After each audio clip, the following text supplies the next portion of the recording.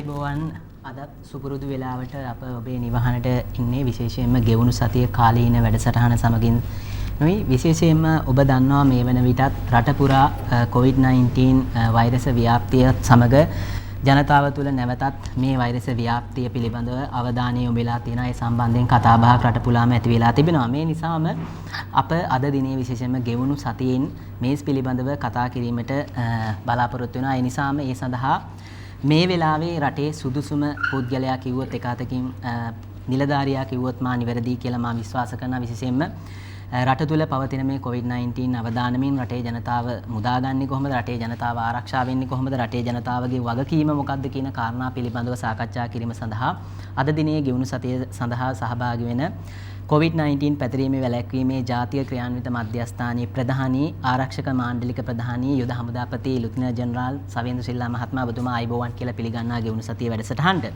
මම කැමතියි යුද හමුදාපතිතුමනි මුලින්ම ඔබතුමාගෙන් පටන් ගන්න විශේෂයෙන්ම අපි දැක්කා අපේ රට මීට මාස 8කට පමණ පෙර COVID-19 වෛරස උවදුර හේතුවෙන් විශේෂයෙන්ම අවදානමකට ලක් වෙලා තිබුණා. විශේෂයෙන්ම අපි දැක්කා ඒ අවස්ථාවේ රට තුළ ස්ථාන 3ක විශේෂයෙන්ම COVID-19 පොකුරු අපි දැක්කා. හැබැයි මේ සියල්ල රටේ ආරක්ෂක අංශ, ඒ වගේම තමයි රජය සෞඛ්‍ය අංශ මැදිහත් වෙලා මේ මැදිහත් වීමෙන් වළක්වා ගත්තා. ඒ වගේම තමයි ඊට පස්සේ අපේ රටේ අපි දැක්කා මැතිවරණයක් තිබ්බා. ඊට පස්සේ මේ COVID-19 අපේ රටේ සමාජයෙන් අමතක වෙලා යන තත්වයකටත්පත් වුණා. හැබැයි එකපාරටම නැවත වතාවක් රට තුළ මේ ආය මේ පසුගිය 4 වෙනිදා ඉඳලා COVID-19 උවදුර පිළිබඳව සාකච්ඡා වෙනවා, ව්‍යාප්තිය පිළිබඳව සාකච්ඡා වෙනවා. ඇත්තටම මේ පිළිබඳව මැඩපවත්වීම සඳහා පවත් කරලා තියෙන ආයතනයේ ප්‍රධානියා ඔබතුමා. ඔබතුමාලා ඇත්තටම උද්දාමයකටපත් වෙලා හිටියද මේක අපි මැඩපැවැත්තුවා කියලා? ඒ නිසාද ඇත්තටම නැවත වතාවක් මේ රට අපේ රට මේ තත්ත්වයට මුහුණ දෙන්න හේතු වුනේ? කිසිසේත්ම නෑ. ඔබතුමා කිව්වා මේකේ ප්‍රධානියා වශයෙන් අපේ ක්‍රියාන්විත මධ්‍යස්ථානයේ උද්දාමයටපත් වෙලා හිටියා කියලා. එසේ කියන්න තරම් ඔබතුමාට අපි උද්දාමයටපත් වෙලා කතා කරපු එක ස්ථානයක් හෝ මෙය වහන්න කියපු ස්ථානයක් මම දකින්නේ තියෙනවායි කියලා. ඔබතුමාට උදාහරණයක් වශයෙන් කිව්වොත් පසුපස්සට ගිහිල්ලා දැන් පළවෙනි ආසාදිතේ කාලයකට පස්සේ මේ 3 වෙනිදා හමු වෙනකොට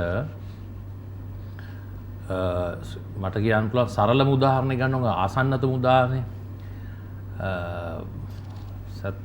සැප්තැම්බර් මාසේ 26 වෙනිදා ඉඳලා 25 26 ඉඳලා ඔක්තෝබර් මාසේ 10 වෙනිදාට යෙදিলা තිබ්බ ශ්‍රී ලංකා යුද හමුදාවේ 71 වෙනි සංවත්සරයේ වෙනුවෙන් අපගේ ආගමික වතාවත් වලට රටේ විවිධ ස්ථානවල ආගමික උත්සව පැවැත්වුවා.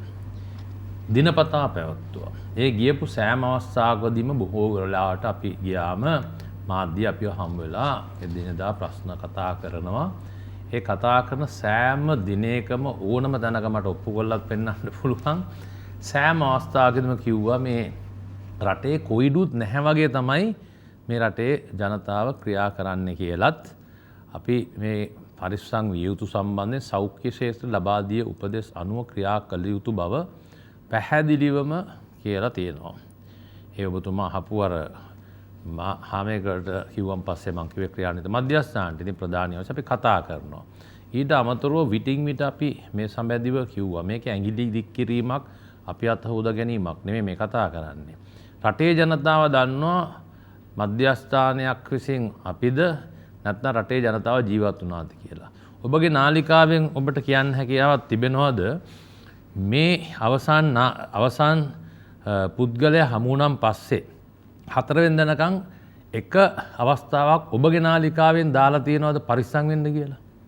පුළුවන් නම් දැන් මට පුළුවන් නම් ඔබගේ නාලිකාව දැන් මට දෙක් කරපු විදියට මම අහන ඔබගේ නාලිකාවෙන් එක අවස්ථාවක් පෙන්වන්න ඔබගේ නාලිකාවෙන් රටේ කොවිඩ් තිබ්බ ආරක්ෂා වෙන්න ඕනේ මේ සම්බන්ධව කරපු එක ප්‍රෝග්‍රෑම් එකක් ඔබගේ නාලිකාවේ තියෙනවද? මම දන්නව නැහැ කියලා. ඔබගේ නාලිකාවේ එක ඇඩ්වර්ටයිස්මන්ට් එකක් පටියක් ගියාද පොඩ්ඩක් පරිස්සම් වෙන්න කියලා? මම හිතන්නේ නැහැ. මම ඔබගේ නාලිකාවට නෙමෙයි කියන්නේ. ඔබගේ නාලිකාව තුළ පවත්වන සාකච්ඡාවකින් අහනින්ද මම අහන්නේ. එතකොට මේ ආකාරම මේක උදාහරණයක් ගත්තම පොදුවේ මේ තත්ත්වයක් තිබ්බේ නැහැ. අපි දැක්කා රටේ ජනතාව ජීවත් වෙච්ච හැටි. ඉතින් මේකෙදී ඇත්තටම මේකේ පොදු වගකීමක් වෙනවා කාටවත් බරපතල නෙමෙයි.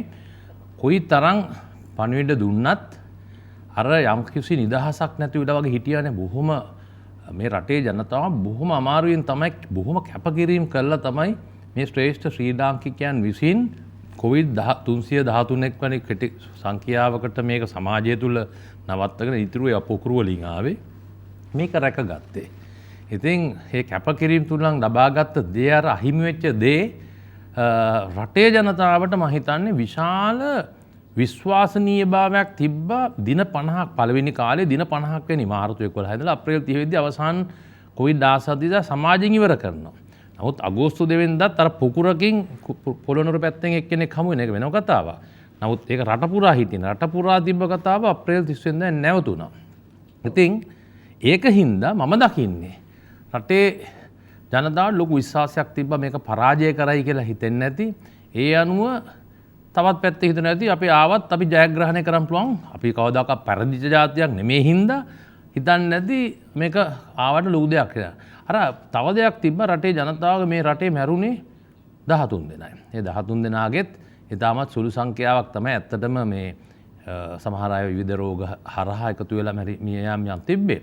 ඉතින් ඒ අඩු සංඛ්‍යාවන් කොවිඩ් හා සම්බන්ධ ලෝකයේ අනිකුත් රටවල් එක්ක බැලුවම සුළු සංඛ්‍යාවක් මිය ගිහිල්ලා සුළු සංඛ්‍යාවක් ආසාදනය වල වැඩි ඇඟට දැනුනේ වහලා තිබ්බ එක වෙන කතාවක්. නමුත් ඒ தත්ත්වෙ මත යම් කිසි ආකාරයක මේක පාලනය කරගන්න පුළුවන්. මේක තරම් ලොකු කොවිඩ් එකක් නෙමෙයි තියෙන්නේ කියලා විවිධ මත කට්ටියක තිබ්බා. ඒත් එක්කම හැද රටේ රජය විසින් සියලුම ක්‍රියාපටිපාටි කරගෙන ගියා. වැහුව නෙමෙයි. තව උදාහරණයක් දෙන්න. කොහොමද මේ කොවිඩ් ආසාදිතය හොයාගන්නේ මේ අවස්ථාවේ? හොයාගන්නේ ගම්පහර රෝහලට වෙලා ගිහිල්ලා ඉද්දි සාමාන්‍ය තත්ත්වයක් යටතේ වාර්තා වෙන පුද්ගලයෙක් ඒ රෝහලෙන් කරන ලද පරීක්ෂණයකට. මොකද සෞඛ්‍ය ශාස්ත්‍රෙමු දීලා තිබ්බ හැම රෝහලකම මේවැනි තත්ත්ව වෙන කට්ටිය 10 දෙනෙක්ගේ PCR පරීක්ෂණ දිනකට කරන්න කියලා. ඉතින් PCR පරීක්ෂණ කරන්න කියලා රටේ නියමයක් තිබ්බා. ඒවා විදිහට කරගෙන ගියා. අහඹුලිස ගන්න කියලා තිබ්බා මිනිස්සු ගැවසෙන තැන්. ඒවා කරගෙන ගියා. ඉතින් මේ වගේ කාර්යයක් ගොඩක් වුණා. ඊට අමතරව අපි දන්නවා නවත්තලා තිබ්බ රටේ විදේශ රටවල් හිටපු අපි ශ්‍රී ලාංකිකයන් විශාල වශයෙන් ගෙන්නගෙන. මොකද අපේ ඒක වගකීමක්. අපේ රටේ ජනතාව බොහොම අහිංසක විදියට ගිහිල්ලා විදේශෙනිම ගේන ජනතාව ගස්ගල් ගානේ බුදියගෙන එන්න බැරුව හිර වෙලා ඉන්නවා. ඉතින් ඒ මිනිස්සු ගෙන්න ගන්න ඕනේ. ඒක අපේ වගකීමක්. ඉතින් ඒ කට්ටිය හැකියක්මනින් ගෙන්න ගන්න කටයුතු කරනු ලැබුවා. ඒ කටයුතු කරද්දී ක්‍රමවේදයට ගෙන්න කොච්චර කෑ ගැහුවත් සමහර විට රජයටත් සමහරවල් අපිටත් කෑ ගැහුවා ගෙන්න ගන්න බැරි කියලා. නමුත් යම්කිසි ධාරිතාවක් තියෙනවා මේ වගේ රටක. ඒ ධාරිතාව පන්නගෙන ගෙන්නන්න වෙන කටයුතු කරන්න බෑනේ. ඉතින් ඒවත් පාලනයක් ඇතුව කරනු ලැබුවා. නමුත් මේ මොනවා කරත් අවසාන වශයෙන් පුද්ගලයෙක් ආරක්ෂා විය යුතු ක්‍රමවේදයක් තියෙනවා. ඉතින් ඒ ක්‍රමවේදේ නොකරනම් මොන ක්‍රමවේදයන් දැම්මත් වැඩක් වෙන්නේ නැහැ.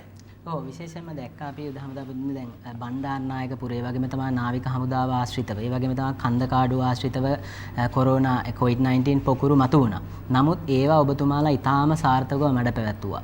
විශේෂයෙන්ම මේ මූලාශ්‍ර මොනවද කියන එකත් දින 3ක් වගේ කාලයක් තුළ ඔබතුමාලා කිව්වා ඔබතුමාලා පරීක්ෂණ කරලා. එතකොට ඇත්තටම මේ නව මේ මූලාශ්‍රය තාම හරි හැටි අඳුරගන්න හොයාගන්න නොහැකි වෙලා තියෙන තත්ත්වය මොකක්ද හේතුව ඒකට? ඔව් දැන් මෙහෙම ඒක තේරුම් ගත යුතුයි. බණ්ඩාරනායකපුර හමුවද්දී අපිට යම්කිසි අපිට කොවිඩ් ආසාදිතයන් හමු වෙලා යන අතරමඟ තමයි බණ්ඩාරනායකපුර රෝමියෝ හමු වෙන්නේ. එතකොට අපි ආසාදිතෙක් හඹාගෙන ගොස් ඔහුගේ මූලාශ්‍රිතයක් තිබ්බ තැනකින් තමයි යද නැතත් අපිට හොයාගන්න හැකියාව සුළු එක්කෙනෙක් දෙන්නෙක් හම්බුනාම ලේසි.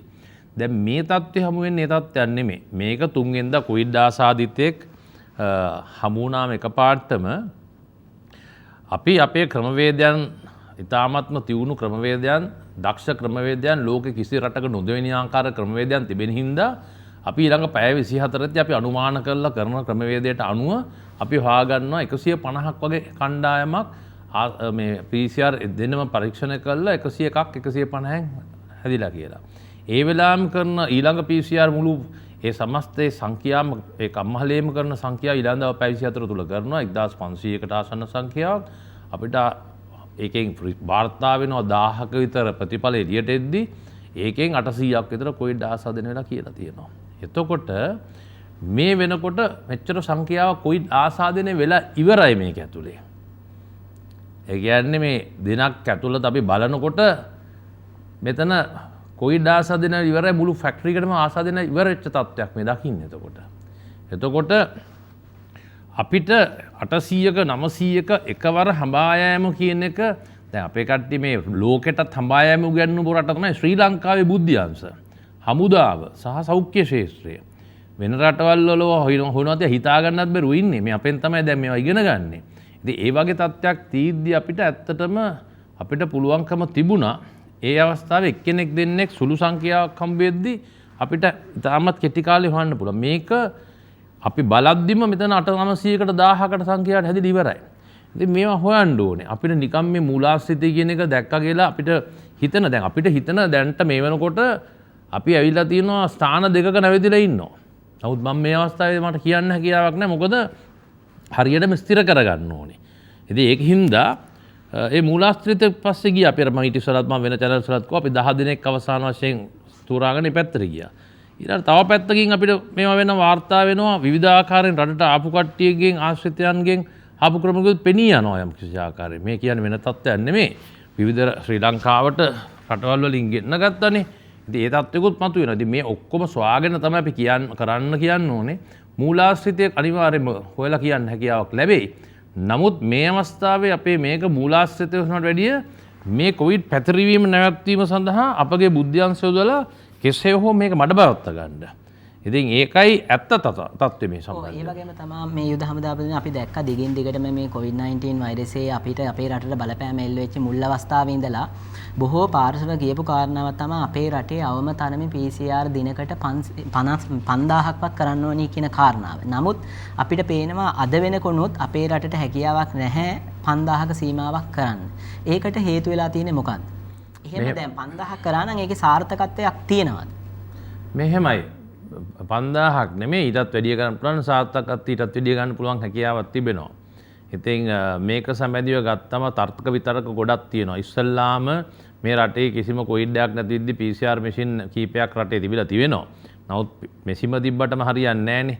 වාහනයක් තිබ්බට හරියන්නේ නැහනේ. තෙල් රටේ තිබ්බේ නැත්තම්. හරිද? රටට තෙල් ගේන එක නැවතුනොත් කොයිලාහක වාහන මේ තිබ්බේ නැහැ කියලා නෙමෙයි තියෙන වාහන තිබ්බට වැඩක් නැහනේ. ඒ වගේ තත්ත්වයක් මේකේ යම් කිසි ඒ උපකරණවල තිබ්බයි. මේ උපකරණ ඔක්කොම ලංකාවේ හදන දේවල් නෙමෙයි පිටරට වලින් ගන්න ඕනේ. රටේ ඒ අවස්ථාවේදී ඒ අවස්ථාවේ අතේ තිබ්බ ස්ටොක් එක අනුව සහ මේ තත්ත්වයක් එක්ක මුළු ලෝකේ වෙනත් රටවලුත් තරංගයක් වගේ ඇති වෙලා තිබ්බා මේ බඩු ගෙන්වා ගැනීමට. එතකොට ඔබ දන්නවා මේ ලෝකේ තිබ්බ අවස්ථාවන් අපි දැන් යුද්ධ කරන කාලේ අපිට සමහර රටවල් අපේ අවියට පතුරොන් දුන්නේ නැති අවස්ථාවන් තිබ්බා.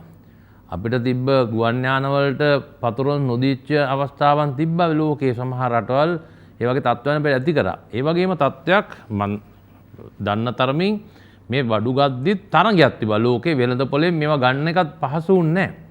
ඉතින් ඒවා එක තමයි මේ සත්වයන් ගෙන්න ගත්තේ. ඔබතුමා කියන වගේ පටන් ගත්තේම හැදෙන PCR පරීක්ෂණ 150 200 300ක් දවසට කරලා පටන් ගත්තේ. ඔබතුමා කවද 5000ක්වත් තත්ත්වයක් තාමත් නැහැ කියලා. නමුත් ඔබතුමාගේ දැන ගැනීමට පසුගිය දින 3 ගත්තොත් 7500ක් 8000කට ආසන්න සංඛ්‍යාවක් PCR පරීක්ෂණ කළා තිබෙනවා. එතකොට මේ PCR පරීක්ෂණ කරාට ඔබතුමා කියන කතාවේ යම්කිසි සත්‍යත්වයක් තියෙනවා. කරාට අපිට මේක ටික කාලයක් ඇදගෙන යනවා නම් මේ අවස්ථාවේ ධාරිතාව සෞඛ්‍ය අංශේ නුනත් මම කොවිඩ් මධ්‍යස්ථානයේ ප්‍රධානීය වශයෙන් සෞඛ්‍ය අමාත්‍ය තුමිය මේ සම්බන්ධ වෙන කට්ටියත් එක්ක බොහොම ළඟින් මේ සම්බන්ධයෙන් කටයුතු කරන හින්දා මම දන්නවා 4500ත් 5500ත් අතර ප්‍රමාණයක් අනිවාර්යම කරනවා. ඒක කරන්න පුළුවන්. අද දිනේ බැලුවත් මම හිතන්නේ 8000කට ආසන්න සංඛ්‍යාවක් 6700ක් 8000ක අතර සංඛ්‍යාව මේක කරුණු ලබනවා. පරීක්ෂණ ගන්නවා.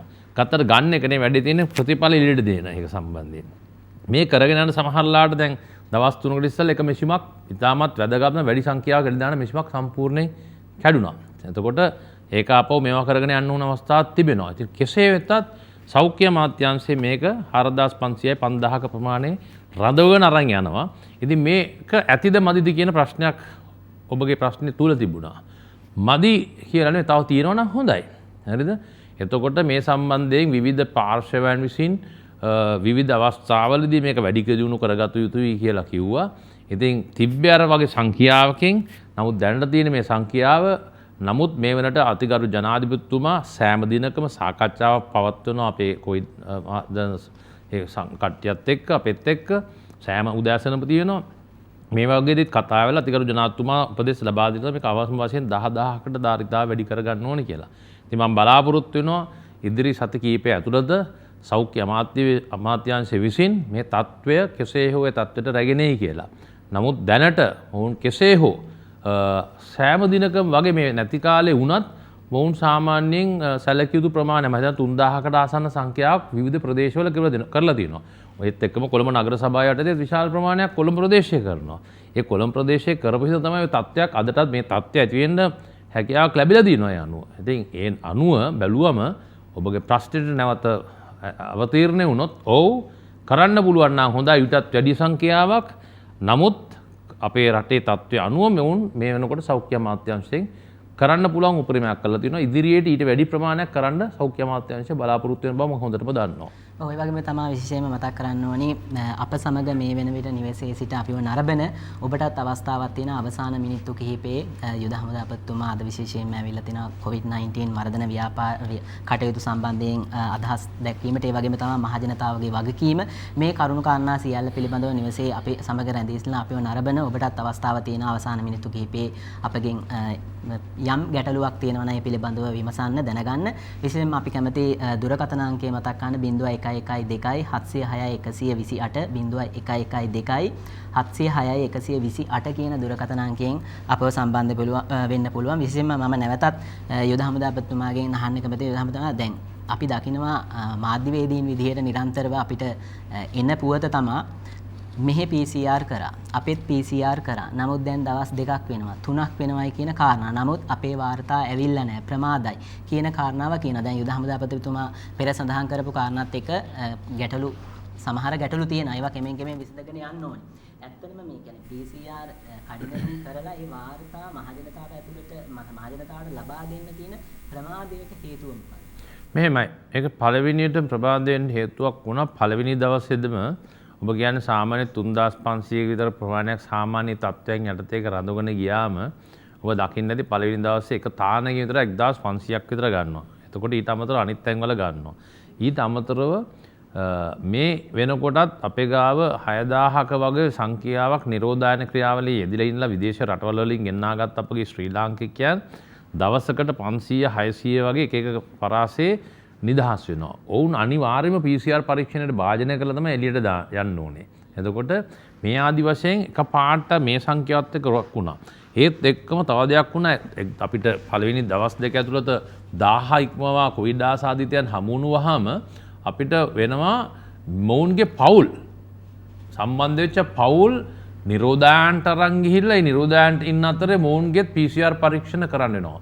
PCR පරීක්ෂණ හම්බුවේවත් වැඩි කරන්න වෙනවා. ඉතින් ඒක වගේ එක පාට විශාල සංඛ්‍යාවක්. ඒකයි කිව්ව මම අර ඔබතුමා 5000ක මම 8000ක් පැන්නා කියලා. එවැනි සංඛ්‍යාවක් එක දිගට කරන්න ගත්තා.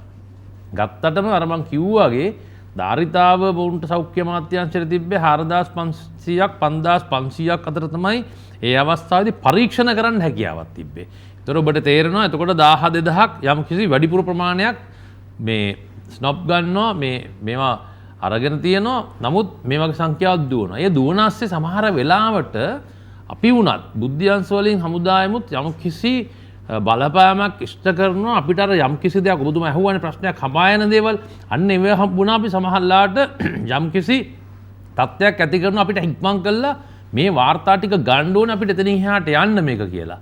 මොකද දැන් අද දැක්කොත් අපේ කරපු ක්‍රමවේදයට අපේ ස්ට්‍රැටජි එකේ යටතේ අපි ඇවිල්ලා ප්‍රොඇක්ටිව් ක්‍රමවේදයක් යමක් වෙනකන් හිටියේ නැහැ එන්ඩ් ඉස්සලා කරගෙන යන ක්‍රමවේදයක් අරද අපි මේ කරන්නේ.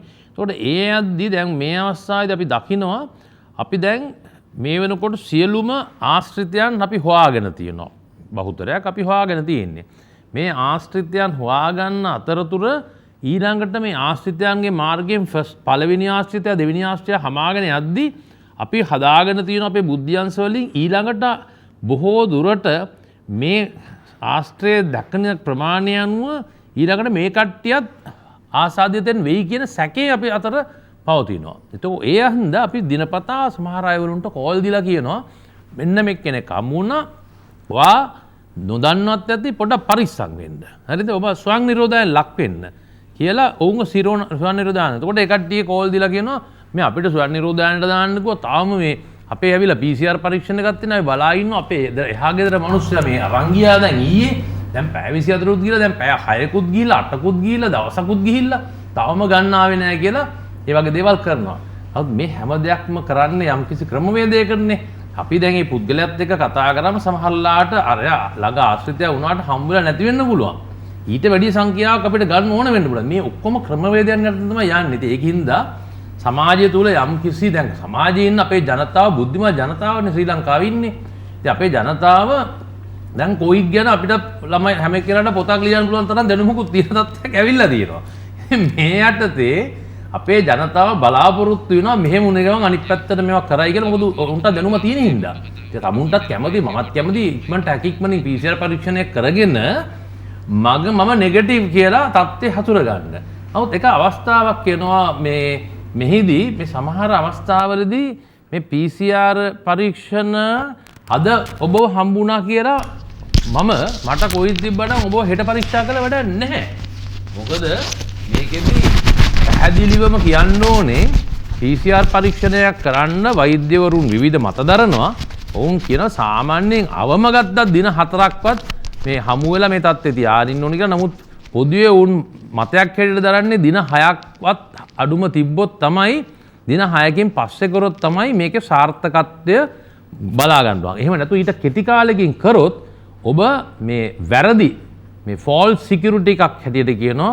වැරදි මතයක් වෙනවා මම පරීක්ෂණය කළා මම හරි කියලා. නමුත් ඇත්තටම හරි නෑ. ඔහුට එන්න යම්කිසි කාලයක් ගත වෙනවා. ඉතින් මේ ගැන කල්පනා කරලා සමහරලාට දැනගෙන හිටියත් PCR පරීක්ෂණ උන්ගෙන් දැනගන්න පුළුවන් කොච්චර කාලයක්ද හමුනේ කියලා. ඒ ආශ්‍රිතයාගේ PCR පරීක්ෂණය යම්කිසි කලක් ගන්න පුළුවන් අපේ PHI මහත්තයා කියලා මේක ගන්න. ඉතින් ඔහුගේ වරදක්වත් අකාර්යශීලීභාවයක්වත් නෙමෙයි. ඔවුන් දන්නවා අපි ඔක්කොම රෙඩි හොඳට කොයි වෙලාවෙද මේක ගන්න ඕනේ කියලා. ඉතින් ඒ වගේ තත්ත්වයන් ඇති වෙලා තිබෙනවා. ඉතින් හැම එක්කෙනාම හරිම යහුසුලි මටත් එනවා උදේ ඉඳලා හැන්ද වෙනකන් කතා කරලා හමුදා බුද්ධවා මම බලන්නකෝ අපේ අර පළාතේ මෙයා ආවේ නෑනේ දැන් මෙච්චර වෙලා එනවා. ඊයේ රැයටට අරන් ගියේ දැන් බලන්න පැය 18ක් කරලා තාම අපේ ගත්තේ නැහැ කියලා කියනවා. ඉතින් ඒ හැම කෝල් එකටම අපිත් ඉතින් බොහොම කාරණේක ඔව් එයි සමහරලාට ඔබට තව දවස් 2කින් එයි 3කින් එයි කියලා කියනවා. ඒත් එක්ක සමහරලාට ওই ප්‍රශ්නේ තවත් කොටසක් ඇති ඔබතුමා නොහෙව්වට සමහර කට්ටිය කියනවා ඔබ මේ ඔව් දැන් මගේ ඥාතියා හමු වෙලා තියෙනවා තාම මාව අරන් ගියේ නැහැ කියලා. මාව ඇවිල්ලා තාම අරන් ගියේ නැහැ නේ. මාව එක්ක නිරෝධායනකට අරන් යන. රටේ ජනතාව එහෙම කියන කට්ටියක් ඉන්නවා. ඒත් එක්කම තව කට්ටිය ඉන්නවා මේ අරන් යනවා මොකද මේ හමුදාය අපි මේ සත්තු වගේ අපි අරන් යනවා බලෙන් අරන් යනවා මේ හමුදාව මෙහෙම කරන්නේ මොකටද මෙච්චර ආදරය කරන හමුදාවට දැන් අපිට නිකන් ප්‍රහාරක් එල්ලෙන තත්ත්වකුත් දැන් ඇවිල්ලා තියෙනවා. අනේ දෙයියනේ මේ අපිට මේ අපේ ආසාවට නෙමෙයිනේ අරන් යන්නේ. මේ අපි අරන් යන්නේ රටේ ජනතාව ආරක්ෂා කරගන්න රට ආරක්ෂා කරගන්න අපේ හැම එක්කෙනාම ආරක්ෂාව. සමහරලාට දැන් මීට ඉස්සෙල්ලත් මම channels වලදී කිව්වා දැන් ඊයේ දිනෙත් ඔය ප්‍රශ්නේ ආවා. ඊයේ මට කෝල් එකක් ආවා මේ ඊයේ පෙරේදා රෑ වගේ කෝල් එකක් ආවා. දැන් මම මෙහෙමයි බලන්න මාව අරන් ගියා අපි එක්කන් ගියා බස් එකේ දාලා දැන් එන්න කියලා විනාඩි 5යි දුන්නේ අඳුන් ටික ගන්න එන්න කියලා කිව්වා. ප්‍රශ්න ගොඩක්. ඉතින් පස්සේ මම ඒ ගත්ත නිලධාරියාට හමුදාවේ ගත්ත කට කතා කරලා මෙහෙම තත්ත්වයක් ඇති වුණාද ඇයි මෙහෙම තත්ත්වයක් ඇතිනේ නෑ මම හම්බ වෙලවත් නැහැ කිව්වා. මාව ඇයි මාව අරන් යන්නේ කිසිම හේතුවක් නැහැ කියලා. බලාන ගියාම එම මට කතා කරපු ස්ථානයේ කාන්තාවගේ මව්තුමිය විසින් තමයි කරන්නේ බෝඩින් එක. හරිද? අම්මා තමයි බෝඩින් එකක් කරන්නේ. බෝඩිමේ හමු වෙන එකපාරට 34 දෙනෙක් ආසාදිතයන් හැටියට. හරිද? එතකොට අම්මව අරන් යනවා. ඉතින් අම්මගේ ළඟම ආශ්‍රිතයා දුව වෙනවානේ. ගෙදර ඇතුළේ ඉන්න එක්කෙනා. ඒක දුව අරන් යනවා. යාගෙන හම්බුනේවත් නැහැ කියලා. නමුත් අම්මා යම් කිසි ආකාරයක බෝඩින් ෆීස් ගත්තලු ඊට දවස් දෙකකට ඉස්සෙල්ලා. ඒ වගේ දෙයක් හින්දා යම් කිසි තත්ත්වයක් ඇති වෙනවා. ඉතින් ඒ වගේ සමහර කට්ටිය දන්නේ නැහැ මේකේ ඇත්ත තත්ත්වේ. සමහර කට්ටිය ඇත්තටම දන්නේ නැහැ. අපි දැක්ක මම මීට ඉස්සෙල්ලත් කිව්වා මීගමේ වගේ සිද්ධියක් වුණා. තාත්තට කොවිඩ් එක තාත්තා පුතාට කියන්නේ නැහැ. පුතා ගිහලා රස්සාවක වැඩ කරනවා. දැන් බලන්න කටුනායක තත්ත්වේ. කටුනායකට කොහෙන්ද කොවිඩ් ආවේ කියලා ඇහුවොත් කියන්න පුළුවන් අර පරණ මිනුවන්ගොඩ ආයතනයෙන් යම් එතන හිටපු එක්කෙනෙක්ගේ පෙම්වතිය යනවා මේ රස්සාවක් කරන්න වෙන තැනකට දැන මෙයාට කොවිඩ් පොසිටිව් කියලා. ඒත් අපි තමයි බුද්ධ්‍යංශයෙන් තමයි රාජ්‍ය බුද්ධි සේවයෙන් කියලා කියනවා දන්නවද? ඔයාගේ මෙන්න මෙයාට පෙම්වතා පොසිටිව් එක දන්නවද? ඔව්. එහෙනම් ඒවා වැඩට ආවේ. හරිද? ඉතින් මම මේ තරම් හිතලා නැහැ. හරිද? එතුමිය එදාම හැන්දෑවේ වුණ ගන්නවා. හරිද? ඒකෙන් අද කර්මාන්ත ආයතනයක සංඛ්‍යාවකටම හැදිලා තියෙනවා. ඉතින් අපි මේ ඇඟිලි දික් කරනවා නෙවෙයි නමුත් මේ වගේ තත්ත්වයන් ඇති වෙලා තිබෙනවා. ඉතින් ඔබතුමා කිව්වයි ගත්තේ නැත්තේ කියලා ගන්නවා. ඉතින් ගත්තට විශාල සංඛ්‍යාවක් ගන්න තියෙනවා. ඒත් එක්කම ගන්න ගියාම ඇති වෙන ප්‍රශ්න තියෙනවා. මං ඊයේ නැත්නම් පෙරේදත් නාලිකාවක ගියා. අපේ හමුදාවේ මේ වීරෝදා රණවිරුවන් බොහොම ඕනකමින් තමුන්ව ආරක්ෂා කරන ආරක්ෂා සහිතව තියාගෙන කොවිඩ් ආසාදිතයෙක් නොවි බලාගෙන ඔබ තවත් පුද්ගලයෙක්ට මේක පතුරන්න නැති වෙන්න කටයුතු කරද්දී ගෙදරට ගියාම බල්ලෝ ටික ඇරියා. හරිද? බල්ලෝ ටික ඇරලා බල්ලෝ ටික දැම්ම අපි හපන් කන්න. හරිද? ඉතින් විශාල මෙහෙමක් කළා තමයි මේ තත්ත්වෙන් ගොඩ ආවේ. සමාජයේ එහෙම පිරිසුත් ඉන්නවා. එහෙම පිරිස් ඉන්නවා. ඒ වගේ ඕන තරම් ඉන්නවා. දැන් ඔය තත්ත්වෙන් ආවා. මම අර කිව්ව කාරණාව සමහර කට්ටිය ගියාම කියන සාධාරණ හේතු තියෙනවා. සමහර කට්ටිය ගියාම කියනවා මගේ ගෙදර ඉන්න බල්ලෝ දෙන්න දාලා මට යන්න විදියක් නැහැ. කොවිඩ් මේ නිරෝධායන මධ්‍යස්ථානට ඔබතුමා බල්ලත් තරම් යන්න දෙනවද අපිට අවස්ථාව කියලා අහනවා. ඊළඟට ගියාම කියනවා අපේ මාළු ටැංකියට මාළු ටැංකියට මේ කෑම දාන්න කවුරුත් නැහැ. ඔබතුමාලා ඇවිල්ලා මාළු ටැංකියට මාළු දානවද කියලා අහනවා. හරිද? මේවා මේ ප්‍රායෝගිකව පසුගිය පැය 48 3 වෙච්ච දේවල් මම මේ කියන්නේ. ඉතින් මේ හැම දෙයකටම මේ අපි යන අපිට තමයි මුහුණ දෙන්න වෙලා තියෙන්නේ. ඉතින් ඒවට ඔවුන් බලාපොරොත්තු වෙන අපි කළ යුතු දේ වුන් නැති වුණ වහාම හමුදාව මේ නිරෝධායන ක්‍රියාවලියට අපේ PHI මහත්තුරුන්ට උදව් වෙන අපේ මේක නෙමෙයි අවංකවම ගත්තම නමුත් මේක මෙච්චර සංඛ්‍යාවක් වෙලා දීද අපි PHI මහත්තුරුන් මේක තනියෙන් කරන්න බෑ සෞඛ්‍ය ශිෂ්ට තනියෙන් කරගන්න හැකියාවක් නැහැ. අපි ඒකට සහයෝගයක් මේ ලබා දෙන්නේ. ඉතින් ඒකත් අවසාන වශයෙන් කියන මේවට අපි ඒවට සැලෙන්නේ නැහැ. අපි දන්නවා අපිට මේ යුද අපරාධකරුවා කියපු මේ ලෝකේ රටවල් වලින් කියපු අවස්ථාවන් වලට මුහුණ දීලා ඉන්න අපි වගේ මිනිස්සුන්ට මේවා ප්‍රශ්නයක් නේ. නමුත් අපි දැනගන්න ඕන අපි මේ රටේ ජනතාවයි මේකට මුහුණ දීලා තින්නේ. ඔවුන් ඒ අවස්ථාවේදී වෙන කම්පණයට උන්ට තියෙන මේ අපහසුතාවයන් උඩ ඔවුන් මේ දේවල් වාර්තා කරනවා. ඒකේ කිසිම ප්‍රශ්නයක් නෑ. අපි ඒකට සැලෙන්නෙත් නෑ.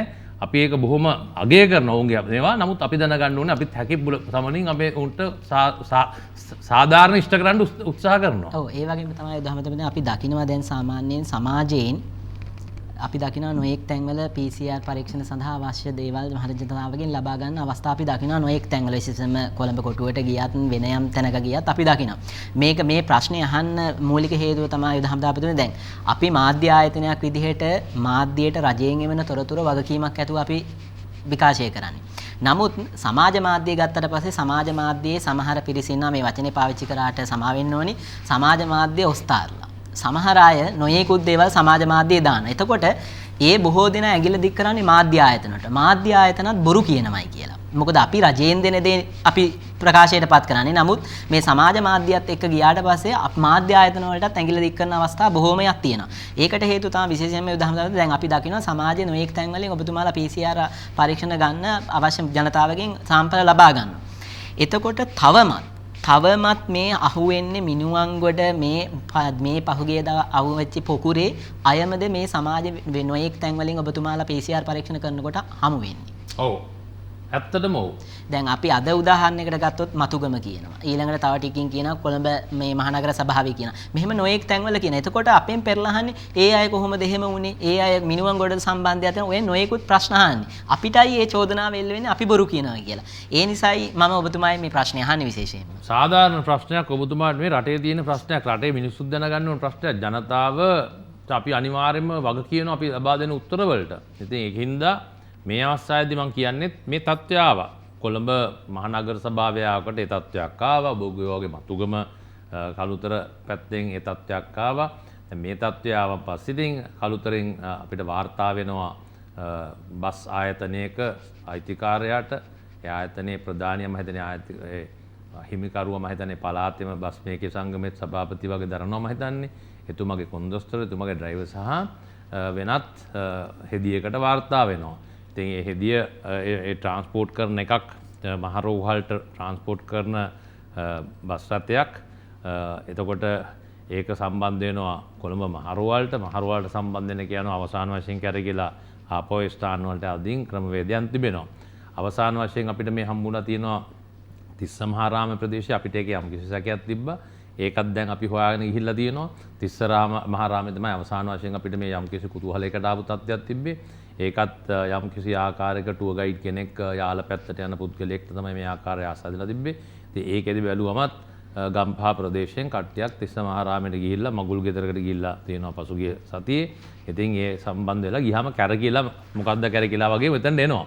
ඉතින් අද වෙනකන් ඇත්තටම මේ ස්ථානයට මේ පොකුර තුල හමු වුණු සියලු දෙනාම වගේ මේ දක්වා අපි මේ කතා කරන මොහොත දක්වා හමු වුණු සෑම පුද්ගලයෙක්ට වගේ එක්කෙනෙක් දෙන්නෙක්ට අපි තියෙනවා සැක සහිත තැන් තියෙනවා. නමුත් ඒ සැකත් බුද්ධ්‍යංශ මම මේ අවස්ථාවට එන්න ඉස්සලත් කතා කරාම අවසන් වශයෙන් ගියාම මේ පුකුර හා සම්බන්ධව ඇවිල්ලා තියෙන්නේ.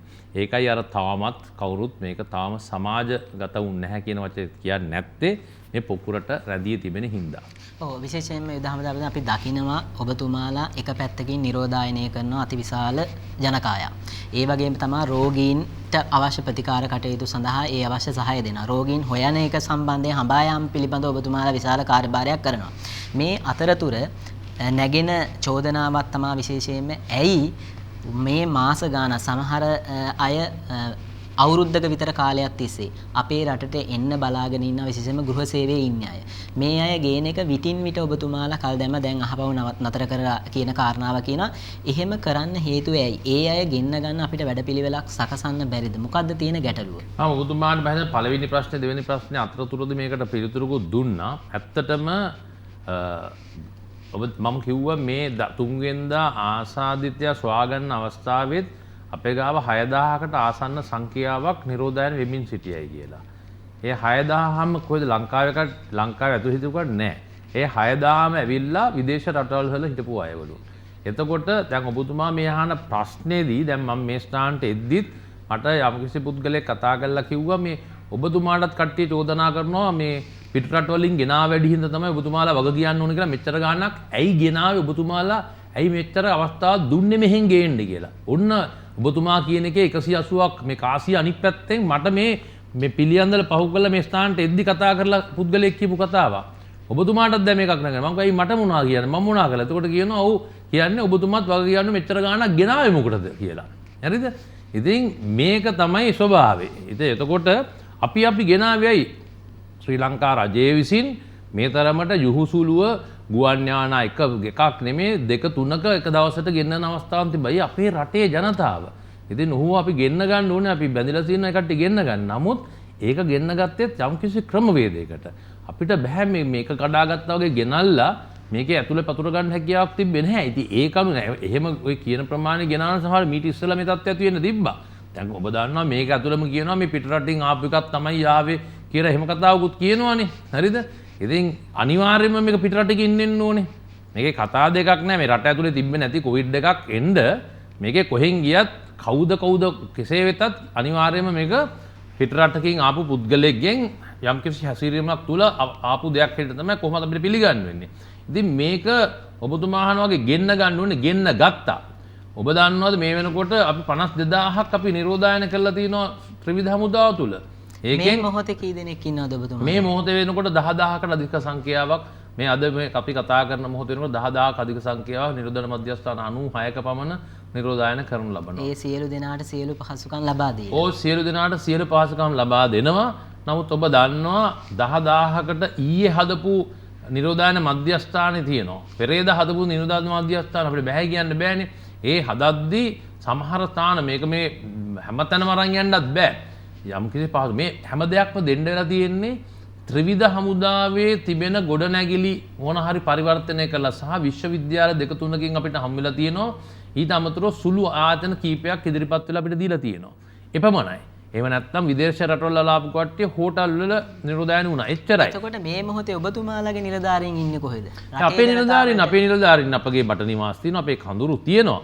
දැන් මේ ක්‍රමවේදය අද්දි මේ කඳුරු තිබ්බට දැන් උදාහරණයක් ගත්තොත් වේයන්ගොඩ තියෙනවා අපගේ බලසේනා මූලස්ථානය. ඒ කට්ටිය තමයි මේ වෙනකොට මිනුවන්ගොඩ දිවුල පිටිය වේයන්ගොඩ ඒ ප්‍රදේශයේ හසුරන්නේ.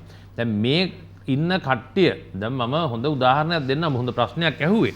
දැන් ඒ මූලස්ථානයෙන් තමයි මේ කට්ටිය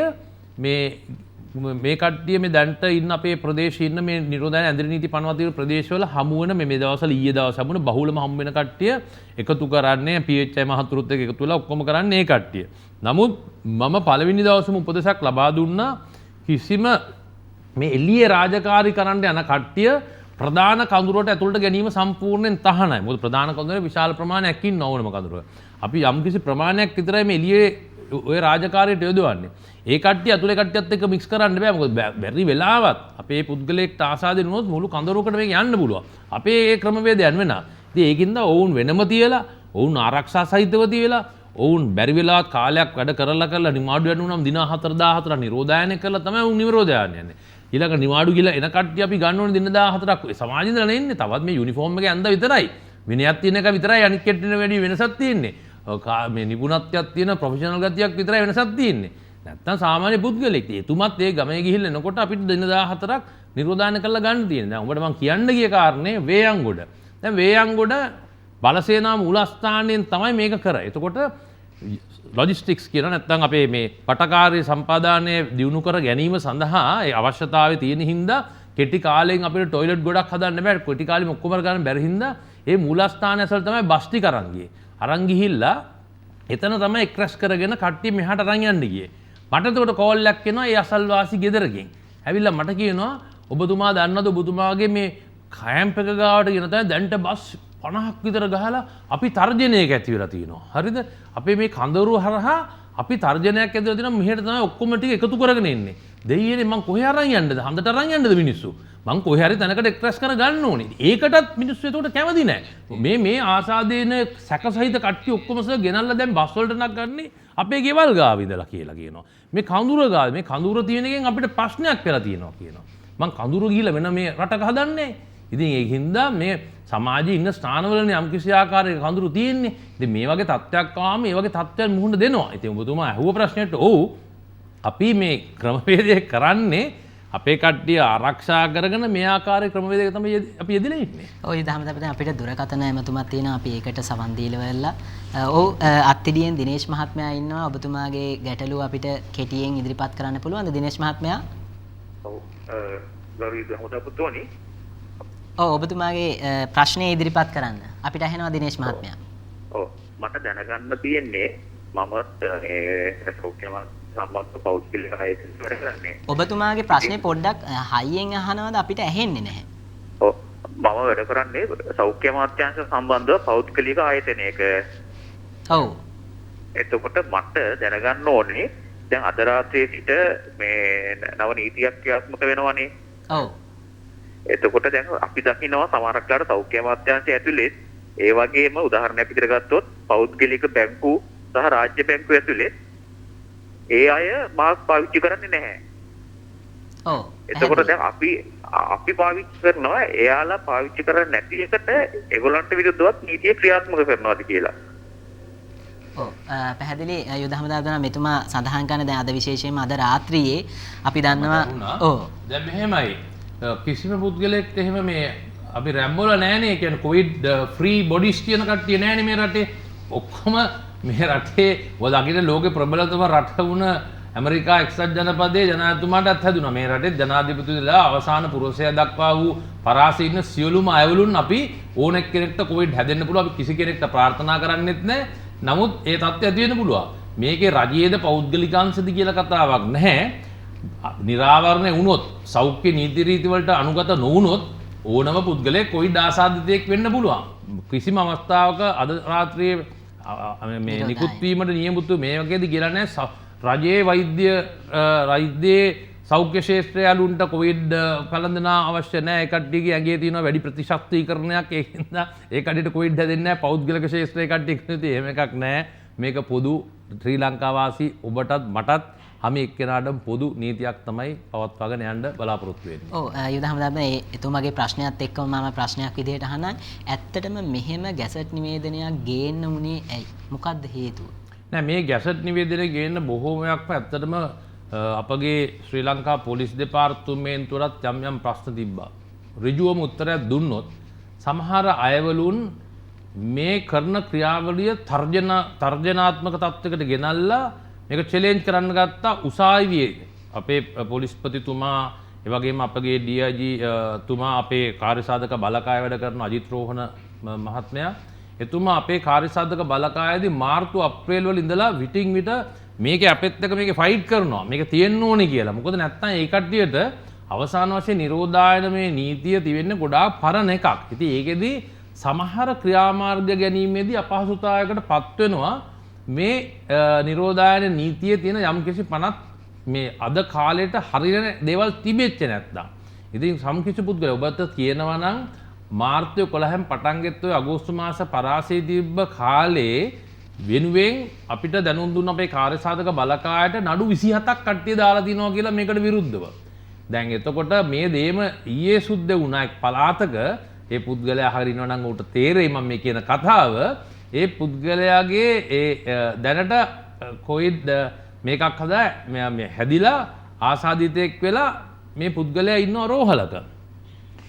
ඒ රෝහලේ ඉන්න පුද්ගලයාගේ බිරිඳයි පවුලේ අයවලුන් ගන්න ගියාම ඔව් අනිවාර්යයෙන්ම ෆස්ට් කොන්ටැක්ට්ස් නේ පළවෙනි ආශ්‍රිතයන්නේ. රැගෙන යන්න ගියාම මේ පුද්ගලයා ඊයේ තර්ජනය කරා ඔබ අරන් ගියොත් මම ඔබලට විරුද්ධව නඩු දානවා කියලා. කොහොමද ඔය කට්ටියම අරන් යන්නේ? මගේ ළමයි පවුල අරන් යන්නේ කොහොමද නිරෝධායනයට කරන්න කියලා. එහෙම තත්ත්වයක් ඊයේ රාත්‍රියේ සිද්ධ වුණා.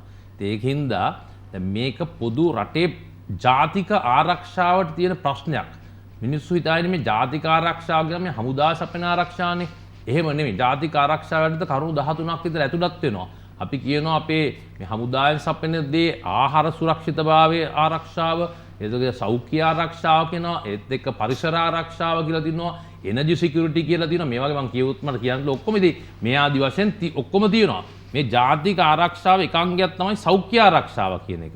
ඉතින් ඒකින්ද මේ සෞඛ්‍යමය අතින් රටේ ජාතියට යම්කිසි තර්ජනයක් මේක. එතකොට මේවට තියෙන්න ඕනේ යම් නේද මේවා කඩ කරොත් මොකද්ද කරන්න පුළුවන්? මේකට විරුද්ධව ඕන අපි කරන්නේ නැහැ කියලා හිටියෝ. දැන් මෙතුමා ඇහුවා වගේ අපේ රාජ්‍යාංශයට පුළුවන් ද කියලා ඇහුවනේ ෆේස් මාස්ක් නැතුව ඉන්න. එතුමාගේ සාධාරණ ප්‍රශ්නයක්. ඉතින් ඒ වගේ දේවල් මෙහෙම තිබ්බේ නැත්නම් නීතියක් තිබ්බේ නැත්නම් කොහොමද අපි මේවා කරන්න කියලා අහනවනේ. මං කියන අඩු 27ක් දාලා තියෙනවා. දැන් අද මධ්‍යම රාත්‍රියේ ඉඳලා මේ ගැසට් නිවේදනය ප්‍රකාශයට පත් කරොත් මේ අයුධ හමුදාපතිතුමනි ඉන් පස්සේ දැන් සමහර විට අපි දකිනවා මාර්ගයේ යනකොට සමහර පුද්ගලයෝ ඉන්න මාසෙක කටගාවට දාලා ඔහේ යනවා. සමහර ආයතන වලට ගියපුවාම අර පෙර සඳහන් කරා වගේ ආයතන වල සමහර අයත් එහෙමමයි හැසිරෙන්නේ. එතකොට හෙට ඉඳලා අපේ රටේ වෙනස් වෙන්නේ මොකද්ද? නෑ වෙනස් වෙන්නේ මේකේ තියෙන අවුට් වෙන දේ හැටියට ඒකේ කියලා ඇතිනේ කරුණු කාරණා ගොඩක් කියලා තියෙනවානේ. ඉතින් මේවා ඒකේ දක්වලා තියෙන සියලුම කාරණා වලට රටේ ජනතාව යටත් වෙලා තිබෙනවා. ඒක ඒ ආකාරයෙන් ජීවත් වෙන්න. එසේ නොකරන අයලුන්ට මම දැක්ක සෞඛ්‍ය අමාත්‍යතුමනි කිව්වා විවිධ ආකාරයේ විනයමය නැත්නම් නීතිමය පියවර ගැනීමට හැකියාවක් තියෙනවා.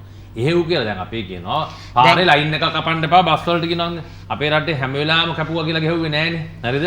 අපි දුන්නා ලබන මාසේ බලනවා, ලබන සතියේ ඉගෙන ගන්න බලනවා, ට්‍රේනින් කරනවා, ඔන්න මේ සතියෙම ලයින් වල යනවාද බලා ඉන්නවා කොහොම නිරීක්ෂණය කරනවා කියලා ඒ ආදි බලලා බැරිම අවස්ථාවක් ආවොත් නිකන් අසාධාරණ විදියට මේ දේ ඕනකමින් කරනවා කියන පුද්ගලයන්ට මේක පටන් ගත්තේ. ඒ වගේ මේකෙදි ඇත්තටම මේ වගේ තත්ත්වයන් මේ පාරේ ලයින් එකක් කපනවා වගේ කේස් එකකුත් මේකත් භයානකක් තිබ්බා නිකන්ම අනතුරුදායක රියදුරු ඩ්‍රයිවිං එකක් කියලා.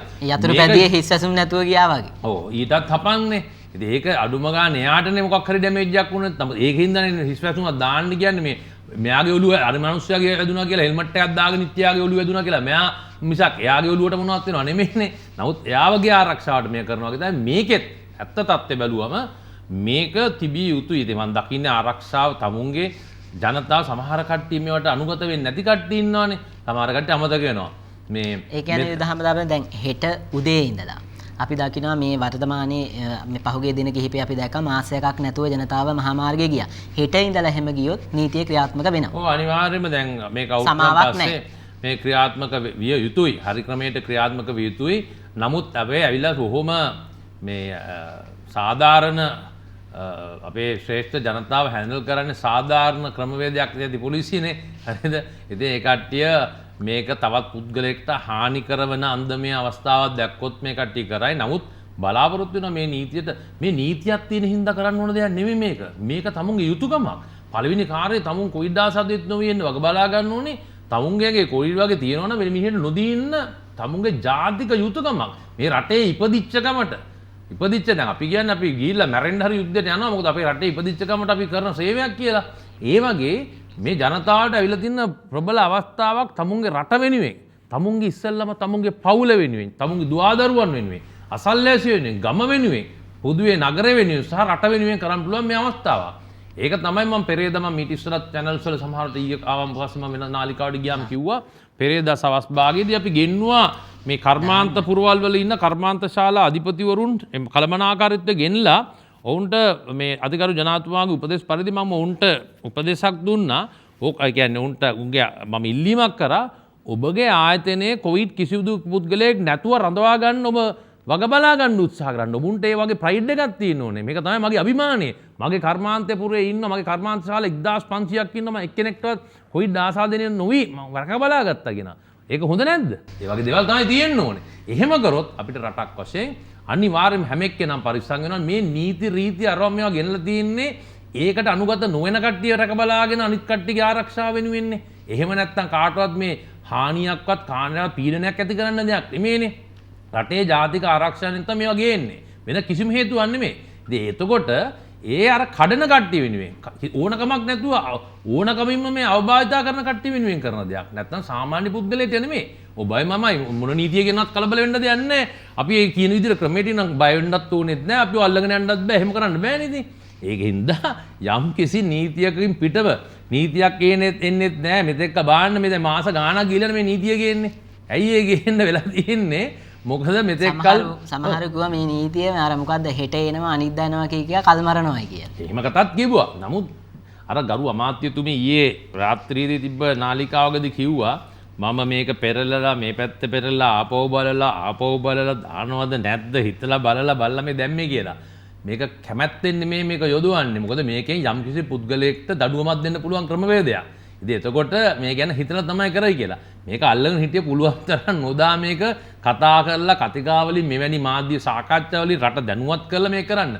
දැනුවත් වුණා තමතක වුණා වගේ වැඩ කරද්දී ඒ කට්ටිය වෙනුවෙන් අනිත් කට්ටිය අහනවා නැයි ඔය කට්ටිය මොකක්වත් ඇක්ෂන් එකක් ගන්න නැද්ද මේකට? දැන් අර ඉස්සෙල්ලා කිව්වා වගේ එහා ගෙදර එක්කෙනා වගේ කතා කරලා අහනවා ඔබතුමාලාට පේන්නේ නැද්ද? ඒ මොකද මේ කට්ටිය වෙනුවෙන් ඇක්ෂන් එකක් ගන්න නැද්ද? අපි මේ හුස්ම ගන්නත් බැරුව මාස්ක් එක ගලවන්න තුදාගෙන ඉන්නවා. අපි දාගෙන වැඩ කරනවා මේ එක්කෙනෙක් කියනවා කිසිම ගානක් නැතුව මේ කට්ටිය විරුද්ධ මොනවද කරන්නේ නැද්ද කියලා අහනවා. විශේෂයෙන්ම කියනවා රටේ වගකීමක් ඇතුව මේ මොහොතේ වැඩ කරන ක්‍රියා කරන ජනතාව වෙනුවෙන් නෙවෙයි විශේෂයෙන්ම රජයේ අනිවාර්යෙන්ම ගැසට් නිවේදනයේ අද මධ්‍යම රාත්‍රියේ ප්‍රකාශයට පත් කරන්න කියන කාරණාව තමයි යුද හමුදාපතිතුමා සඳහන් කරන. විශේෂයෙන්ම කියන්න ඕනි විශාල ලෙස දුරකථන ඇමතුම් එනවා. ඒ එන සියලු දුරකථන ඇමතුම් එන්නේ යුද හමුදාවේ විශේෂයෙන්ම ඔබතුමාගේ කාර්යභාරය ඇගීමට ලක් කරලා. විශේෂයෙන්ම අපි මේ මොහොතේ කියනවා එලෙස දුරකථන ඇමතුම් අප වෙත ලබා දෙන්න එපා මේ මොහොතේ. මොකද යම් කෙනෙකුට අවස්ථාවක් ඇති යම් ගැටලුවක් පිළිබඳව විමසන්න ඒ අයට අවස්ථාව ලබා දෙන්න. විශේෂයෙන්ම මම නැවතත් දුරකථන අංකය මතක් කරන්නම් 0112 706 128. මම නැවතත් කියනවා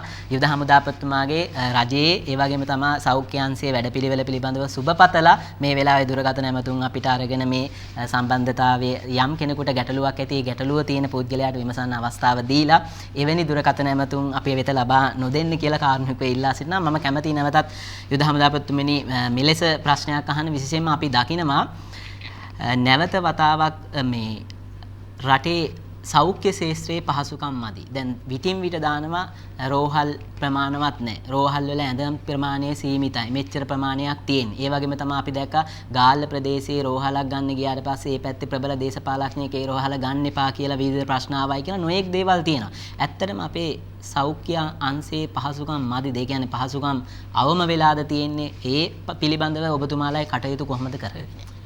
අපි කියන්න ඕනේ තාමත්ම වගකීමකින් යුක්තව මේ රටේ සෞඛ්‍ය ශාස්ත්‍රය ගැන හොයන්න පිට රටකට ගිහිල්ලා හොයලා බලුවොත් තමයි මේ රටේ සෞඛ්‍ය ශාස්ත්‍රය කොයිතරම් ශ්‍රේෂ්ඨ සෞඛ්‍ය සේවයක් තියෙනවද කියලා නිදහස් සෞඛ්‍ය සේවයක් තිබෙන රටවල් කීයද ලෝකේ තියෙන්නේ. ඔය ප්‍රබලම කියන රටවල් වලවත් ආර්ථිකමය අතින් ඉතාමත්ම උසස් තත්ත්වෙන් තියෙන රටවල් වලත් තියෙනවද නිදහස් සෞඛ්‍ය සේවයක්? නැහැ. මේ සෞඛ්‍ය සේව ඉතාමත් ශ්‍රේෂ්ඨ සෞඛ්‍ය සේවයක් මේ රටේ පවතිච්ච සියලුම රජයන් විසින් ඒ තත්ත්වය ඇති කරලා තිබ්බා. නිදහස් අධ්‍යාපනය, නිදහස් සෞඛ්‍ය මේ දෙකම ඉතාමත්ම මිනිස්යාගේ මේ ඉදිරියට වැදගත් දෙයක්. එතකොට ප්‍රජා සෞඛ්‍ය අතින් ගත්තම දකින්න ඇති ඉතාලිය ඉස්සල්ලාම ලංකාවට වැදුනේ තේරෙන ඉතාලිය අපේ රටවල ගොඩක් අට හිටපු ඉඳන්නේ. ඉතාලියේ ගත්තම මේ ප්‍රජා සෞඛ්‍ය සේවයක් කියන එකක් ඇත්තෙම නැහැ. අපේ මේ තියෙන MOH ඒ වගේ දේවල් මේ එතනින් ගියාම PHM හතුරේ ක්‍රමවේදයන් මේ රටවල ඇත්තෙත් නැහැ. ඉතින් ඒක හින්දා තමයි ඕන් එක පාට බරපතල ලෙස කඩාවැටෙන්නේ. අපේ මේ තත්ත්වයක් මේ තරම් සාර්ථකත්වයක් ඇති වෙන්නත් හේතුව අපේ ප්‍රජා සෞඛ්‍යසේ ඉතාමත්ම ප්‍රබලයි. එතකොට ඔබතුමා අහනවා මදිද කියලා. ඔව්. ඇත්තටම අපි මේ වුවහන් වලින් අර මං කිව්වා වගේ එක නිරෝධායන මධ්‍යස්ථානයක් තිබ්බේ වුවහන් වලදී එක නිරෝධායන මධ්‍යස්ථානයකින් අපි නිරෝධායන කියන එකක් දැනගන්න නැතුව ඉතින්. ඔබ අහුවේ නිරෝධායන සම්බන්ධයෙන් නෙමෙයි මම මේ පැත්තට කතා කරන්නේ නැහැ. සෞඛ්‍ය ශාස්ත්‍රෙත් IDH කියන රෝහල විතරයි මේ රටේ තිබ්බේ වසංගත රෝගීන්ට ප්‍රතිකාර කරන රෝහලක් හැටියට.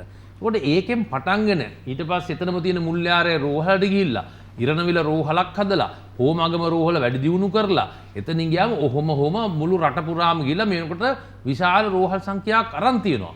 ඒත් එක්ක මතක තියාගන්න ඉන්න ඕනේ මේ රටේ රෝහල් තියෙන තැන් වලට ගිහිල්ලා බැලුවම පසුගිය මාර්තු වලට ඉස්සෙල්ලා කාලේ යන රෝහල් වල පිරීලා නේද? රෝහලුත් පිරීලා පෞද්ගලික රෝහලුත් පිරීලා රටේ මිනිස්සු. මේ මොකද විවිධ රෝග වලට මිනිස්සු බෙහෙත් ගන්න රටේ ජනතාව රෝහල් කරා එනවා. දැන් මේ රෝහල් පවත් මේ සෞඛ්‍ය ක්ෂේත්‍රයට මේ අර මංකුවාගේ කඳුරු වගේ වෙන තැනක ගිහලා දාගන්න බෑනේ. මේ තියෙන පවතින රෝහලේ සාමාන්‍ය අනිකුත් රෝග වලට ප්‍රතිකාර කරන ගමන් තමයි මේ තත්ත්වයක් කරගෙන යන්න ඕනේ. එතකොට එහෙව් කියලා අර දැන් ඔබතුමා කිව්වාගේ ඉස්සෙල්ලම දැක්ක අපේ ලය රෝහලකට මේ හැඳලා පැත්තේ අපි ගන්න ගියාම නිරෝධායන මධ්‍යස්ථානයකට ඇති වෙච්ච ප්‍රත්‍යය දැක්කද? අපි දියතලාවේ වූහාන් වල කට්ටිය දාන්න ගියාම යුද හමුදාවට විරුද්ධ ගැහුවා. දියතලාවේ ජනතාව අපි මේක ප්‍රතික්ෂේප කරන අපේ බලවත් අප්‍රසාදය කියලා ගැහුවා හමුදාවට. හරිද? නමුත් මේවා විය යුතු දේවල්. එතකොට ඔබතුමා කියනවා ඇතිද කියලා. ඔව් මේක ඇති වෙන්නේ එන සංඛ්‍යාව අනුව තවත් මදි වෙන්න පුළුවන්. නමුත් සෞඛ්‍ය ශාස්ත්‍රයේ එහෙමයි කියලා බැහැයි කියලා නවත්තන සෞඛ්‍ය ශාස්ත්‍රය නෙවෙයි. දැන් සෞඛ්‍ය ශාස්ත්‍රයත් හමුදාවත් එක්ක වැඩ කරන්නේ. ඉතින් සෞඛ්‍ය ශාස්ත්‍රයත් නොහැක්කක් නොමත කියන තත්ත්වය තමයි ඉන්නේ. රටම යන ඒ තත්ත්වයට ඇවිල්ලා තියෙන්නේ. ඉතින් අපි සෞඛ්‍ය ශාස්ත්‍රයේ අඩුපාඩුකම් වැඩි දියුණු කරනවා. හමුදාව සෑහෙන සපෝට් එකක් දෙනවා මේ සෑම ස්ථානයක්ම වැඩි දියුණු කරන්න. එතකොට අදට ගත්තත් අපි මේක පටන් ගද්දි මම හිතන්නේ 2000ක සංඛ්‍යාවකට අදන් සංඛ්‍යාවකට ඒ කියන්නේ ප්‍රතිකාර කරන 2000කට වැඩි දියුණු කරා. දැන් මේ වෙනකොට 1700කට පමණ ඇවිල්ලා තියෙනවා. එතකොට මේ වෙනකොට සෞඛ්‍ය අමාත්‍යතුමිය ඒත් එක්කම අපගේ මේජර් ජෙනරාල් සංජීව මුනුසිංහ අපේ ලේකම්තුමා සෞඛ්‍ය අමාත්‍යාංශයේ එතුමලා බොහොම හොඳ ක්‍රමවේදයට සෞඛ්‍ය අපේ අධ්‍යක්ෂක ජෙනරාල් වැඩ බලන අධ්‍යක්ෂ ජෙනරාල්වරයා මේ ඔක්කොම එකතු වෙලා තව සෞඛ්‍ය ක්ෂේත්‍රය තව වැඩි දියුණු කරන්න කටයුතු කරලා. ඒ කියන්නේ සංඛ්‍යාවන් නැඳන් ගන්න වැඩි කරන්න කටයුතු කරලා තියෙනවා. ඉතින් ඒක අනුව මම දකින්නේ මේ වෙලාවේ අඩුපාඩුවක් කියලා පේන්න පුළුවන්. මේක ළඟට එද්දී අර මොකක්ද එකක් අදිනවා කියන්නේ. ඒ වගේ සංඛ්‍යාවන් අනිවාර්යයෙන් සෞඛ්‍ය ක්ෂේත්‍රයට කරගන්න හැකියාවක් තිබෙනවා. හොඳයි අපි කෙටි විරාමයකට ගිහිල්ලා නැවතත් හමෙමු.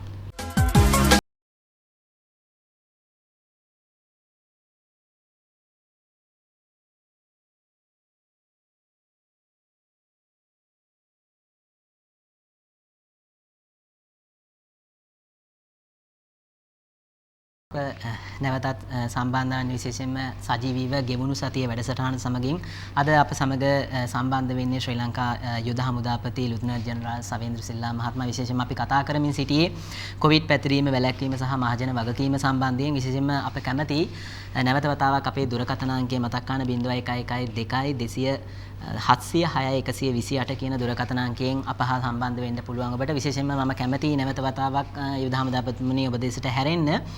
අපි දකිනවා විශේෂයෙන්ම ලෝකේ තත්ත්වය ගත්තට පස්සේ ලෝකේ අපේ රට හා සංසන්දනය කරලා ගත්තට පස්සේ අපේ රටේ වගේම කොවිඩ් ආසාදිත රෝගීන් 5000ක් පමණ ඉන්න රටක් ගත්තාම හැබැයි මිය ගියපු සංඛ්‍යාව 500ක් විතර වෙලා තියෙනවා. ලෝකේ රෝගීන් 5000ක් වාර්තා වෙලා තියෙන රටවල් වල අවම මරණ ගාන තියෙන අපේ රටේ. ඒකට හේතුව මොකක්ද? නෑ ඒකට හේතු කාරණා කීපයක් වෙන්න පුළුවන්. සෞඛ්‍යමය අත්යෙන් ගත්තම විවිධ ප්‍රභේදයන් කියලා මිනිසුන්ටත් කියන්න පුළුවන්. නමුත් අපි ධනාත්මකව කතා කරොත් ඒ ඇවිල්ලා අපේ කළමනාකරණ ක්‍රමවේදයට තමයි මේක තියෙන්නේ. අනිත් එක ගත්තම අපේ ඉන්නේ නිකන් බොහොම ප්‍රබල ජාතියක්නේ. අපේ නිකන් ජවයලේ ඔක්කොම ඇවිල්ලා අපේ මුතුන් මිත්තන්ගේ කාලේ ඉඳලා ඇවිල්ලා නිකන් පරදින්න නැති රටක ජාතියකනේ අපි ඉන්නේ.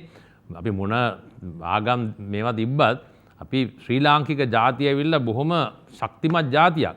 ඉතින් මම හිතන්නේ අපේ මේවා තියෙනවා ප්‍රතිශක්තිකරණයෙන් හොඳට වැඩ කරන ඇති. මම හිතන්නේ ඒක එක ක්‍රමයක් වෙන්න ඇති. ඊට අමතරව ඇවිල්ලා ගත්තන් පස්සේ අපි හොඳ රැක බලා ගැනීමකුත් තිබෙනවා. නැහැයි කියන්න බෑ. අපි නිරෝධායන කරන ක්‍රමවේදයන් බැලුවම අපි නිරෝධායන ලෝකයේ තියෙන ප්‍රබලතම සහ දක්ෂතම නිරෝධායන ක්‍රමවේදයන්නේ ශ්‍රී ලංකාවේ ත්‍රිවිධ හමුදායන් කියලා බය නැතුව කියන්න පුළුවන්. කොහෙද මේ වගේ නිරෝධායනය කරන්නේ හමුදාවලින්? මොන ලෝකේ මොන හමුදාවටද පුළුවන් මේ වගේ ගෙනල්ලා නිරෝධායනය කරගන්න හැකියාවක් තිබෙන්නේ? තමුන්ගේ ඇඳ දීලා, තමුන්ගේ කොට්ටෙ මෙට්ටේ දීලා බිම බුදියලා හරි කවුද දෙන්නේ? මේක ඔය ප්‍රබල රටක එහෙම ගියොත් හොඳට මේවා කරගන්න පුළුවන් නේද? වෙන මිනිස්සුන්ට ඇඳක් දීලා වා බහින්න ගියොත් එහෙම තත්ත්වයක් ඇති වෙනවා. නමුත් අපේ ඒ වගේ නෙමෙයි. බොහොම මානුෂීය හමුදාවන් ඉන්න රටක තමයි ඔබ අපි ජීවත් වෙන්නේ. ඉතින් ඔවුන් තමුන්ගේ දේ කැප කළා තමයි මේවා කරන්නේ. මම දැක්කද මේ හැන්දෑවෙත් ඔය කතාවක් කියලා තිබ්බා කෑම සම්බන්ධ පුද්ගලයෙක් දාලා තිබ්බා. මම දන්නේ නැහැ ඇත්තද නැත්තද කියලා. මට එහෙම දෙයක් වාර්තා වුණා. ඉතින් මෙහෙමයි සමහර දේවල් ඊයේ රෑ හදලා දුන්න තැන් ඊයේ රෑ මේ මධ්‍යස්ථාන හදනවා සමහරලාට. එහෙම තත්ත්වයක් තිබ්බා. නමුත් අපි ඉදිරියට ගෙනලා තියෙන තත්ත්වයක් තියෙනවා. නමුත් සමහර අවස්ථාවලදී ඒ ගන්න ප්‍රදේශයට එක වෙලාවකට පුළුවන් තරම් ආසන්නයේ තියාගන්නනේ. මෙහි ඉන්න කට්ටිය මුළුති වලට අරන් යන මේ අවස්ථාවේ වැඩි බලාපොරොත්තුකුත් නැහැ. අරහේ තියෙනවා අපි හදපු නිරෝධන මධ්‍යස්ථාන මේ නැගෙනහිර ප්‍රදේශයේ තියෙන එක වෙන කතාවක්. ඉතින් ඒකින්ද මේ ආකාරයෙන් තමයි අපි මේ කරුණු කාරණා කරගෙන යන්නේ. ඉතින් ඒ වගේ තත්ත්වයන් යටතේ යම් යම් අපේ අපහසුතාවයන් අපිට වෙන්නත් පුළුවන්. ඊට අමතරව අනිවාර්යයෙන්ම අපි මේ පහසුකම් තිබුණා නැතුණා නෙමෙයි අපි මේවා හදලා හරි කරගෙන යනවා. ඔබතුමා අහුව තවත් කොටසක් මේ ප්‍රශ්නේ. විශේෂයෙන්ම මම ඇහුවේ මේ යුද හමුදාපතිතුමනි දැන් අපි දකිනවා දැන් ඔබතුමා සඳහන් කරන විදිහට නිරෝධායනය කරන පිරිසක් ලෝකෙ වෙන කොහෙවත් දකින්නේ නැහැ කියන කාරණාව. දැන් අපි එහෙම ගත්තට පස්සේ සමහර රටවල් වල නේ බොහෝ රටවල් වල රෝගීන්ගේ රෝග ලක්ෂණ පෙන්නලා ඔවුන්ට කියන්නේ රෝගයේ දරුණු වෙනකන් ඔවුන් රෝහල් වලටවත් ගන්නෙ නැහැ. එහෙම තියද්දින් තමයි අපේ රටේ සාමාන්‍ය රෝගය වැළඳුනායි කියපු ගාම මේ රෝගියා රෝහල්ගත කරන්නේ. ඒ වගේම තමයි ඒ ආශ්‍රිතයන් නිරෝධායනයට කරන්නේ. ඇයි දැන් අපේ රටේ දැන් ඔබතුමා කියන විදිහට මේ රෝහල්ගත කරන රෝගීන් මේ තරම් රෝග ලක්ෂණ පෙන්වන්නේ නැහැ සමහර අය. සමහර අය සාමාන්‍ය පුද්ගලයන් වගේ ඉන්නවා. ඇයි ඒ අය නිවෙස් වල තියලවර වෙලා කියන්න වැඩපිළිවෙලක් හදන්න බැරි? දැන් ලෝකේ අනිත් රටවල් වල බොහෝ රටවල් වල ඒ දේ වෙනවා. අපේ රටේ බැරි ඇයි? නෑ ඒකට ඉස්සෙල්ලා මම ඔබගේ අර ප්‍රශ්නේ අවසාන කොටසත් උත්තර දෙන්නම්. ඒ කියන්නේ ඇයි මෙච්චර ගාණක් සාපේක්ෂව මිය ගියේ නැත්තේ කියලා අපේ ඉතින් අපි ඒකනේ ප්‍රාර්ථනා කරන්න ඕනේ මෙච්චර ඇද්දි 13 දෙනා රටේ මිය ගිලා තියෙන්නේ. ඉතින් ඒකට ඇත්තටම හේතු වෙලා තියෙන්නේ සෞඛ්‍ය ක්ෂේත්‍රය ඉතාමත් ප්‍රබලයි. අපි අර මං කිව්වේ අපේ සෞඛ්‍ය ක්ෂේත්‍ර අඩුපාඩුකම් කියන කතාව තියෙද්දි අපේ රටේ සෞඛ්‍ය ක්ෂේත්‍රය අපේ වෛද්‍යවරු ඉතාම දක්ෂ වෛද්‍යවරුන් ඉන්නේ. ඒත් එක්කම මේවට විවිධ ක්‍රමවේදයන් භාවිතා කරනවා රටේ මිනිස්සු. ඉතින් ඒකින්ද අපිට තාම හැකියාව ලැබිලා තියෙනවා. ඒ තිබ්බ ප්‍රතිශක්තිකරණ ක්‍රමවේදයන් රැක බලා ගන්න ක්‍රමවේදයන්ුයි ඒ ලබා දෙන සියලුම දේවල් අනුව අපේ මරණ අනුපාතය තාමත් අඩු දශම ගානක තියෙන්නේ. 0.3 වගේ ඊටත් වැඩි අඩු සංඛ්‍යාවක් දැන් ඊටත් වැඩි අඩු වෙලා තියෙන්නේ. ඉතින් පටන් ගද්දී ඔබතුමාගේ කතාවට පොඩි බාධා කිරීමක් කරන දුරකථනයෙන් ඉන්නවා පානදුරෙන් රොෂාන් මහත්මයා. රොෂාන් මහත්මයා ආයිබෝවන්. ආයිබෝවන් රොෂාන් මහත්මයා. ආයිබෝවන් ඉදහමදාපතිතුමනි ඔබතුමන්ගේ ඒ කරන්නා වූ සේවය අගය කරන ගමන්ම ප්‍රශ්නයක් තියෙනවා ජනතාව විදියට අහන්න. මොකද අපිටත් මේ වෙලාවේ ලොකු වගකීමක් පැවරලා තියෙනවා ජනතාව විදියට මේ අවස්ථාවේදී කටයුතු කළ යුතු ආකාරය ගැන. ඒ වගේම ඉදහමදාපතිතුමනි ඔබතුමාගේ සේවය අගය කරන ගමන්ම මම අහන්න කැමතියි දැන් පොදු ප්‍රවාහන සේවා සම්බන්ධයෙන් ප්‍රශ්නයක් මතුවලා තියෙනවා. මොකද පොදු ප්‍රවාහන සේවා අදත් බස් රථ කීපයක අපිට වාර්තා වුණා මෙහෙම මගින් ගිය බවට වාර්තා වෙනවා. පොදු ප්‍රවාහන නියාමනය සම්බන්ධයෙන් ඉදහමදාපතිතුමනි මොකක් හරි වැඩපිළිවෙලේ වෙනසක් වෙනවද? මොකද අපි තාමත් දකින්නවා බස් වල පොල් පටවගෙන වගේ සමහර බස් රථ ක්‍රියාත්මක වෙනවා, මිනිසුන් රැගෙන යනවා, AC බස් රථවල මිනිසුන් හිටගෙන යනවා.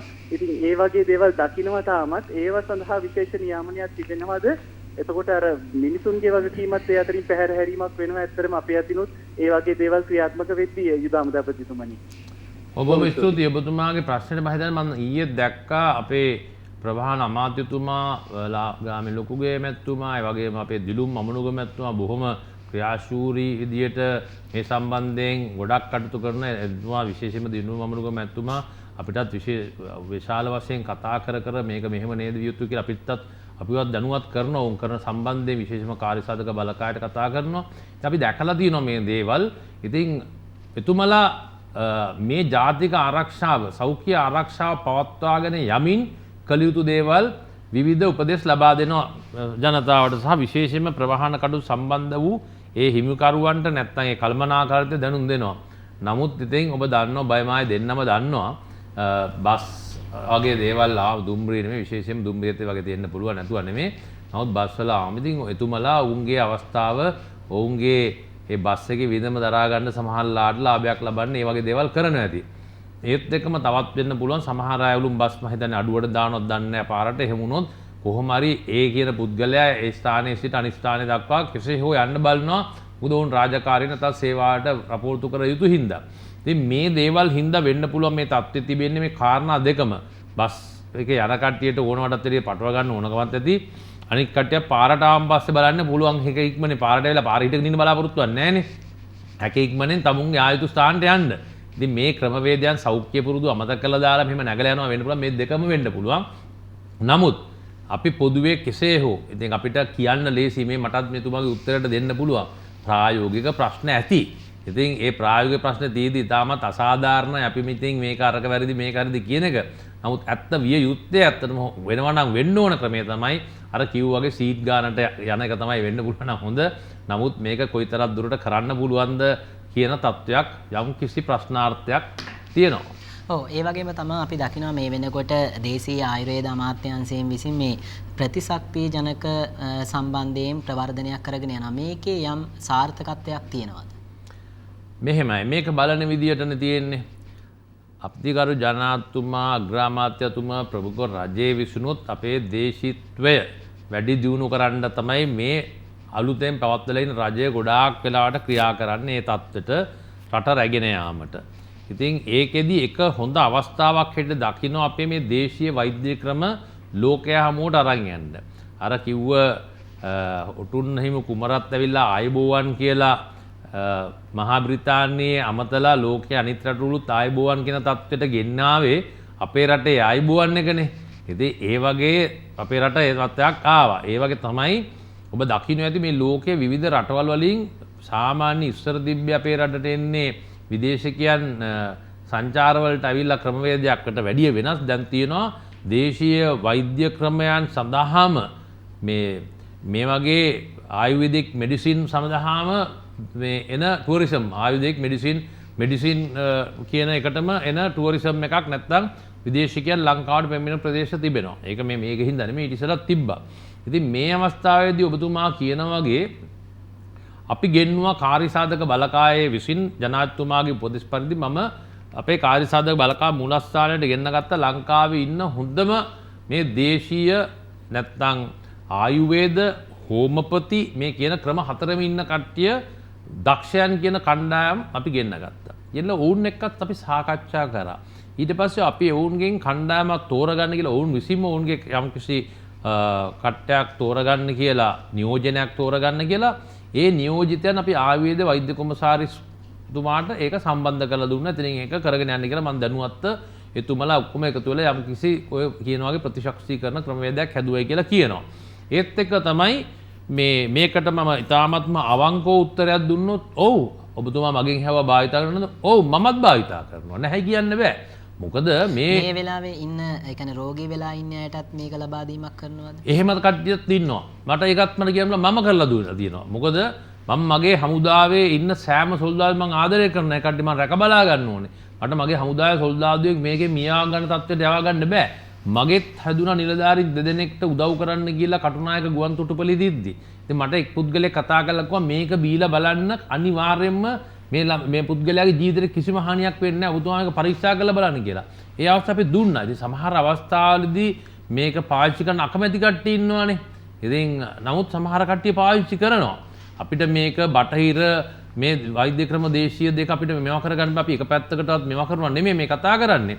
නමුත් මේ තත්ත්වයක් තිබ්බා. මම බය නැතුව කියනවා මම මේ කාර්යසාධක බලකායේදීත් මේ තත්ත්වය අපි කියලා දෙනවා අපේ ඕනම වෛද්‍යවරයෙක් ඉදිරියට එහෙම කරයි කියලා.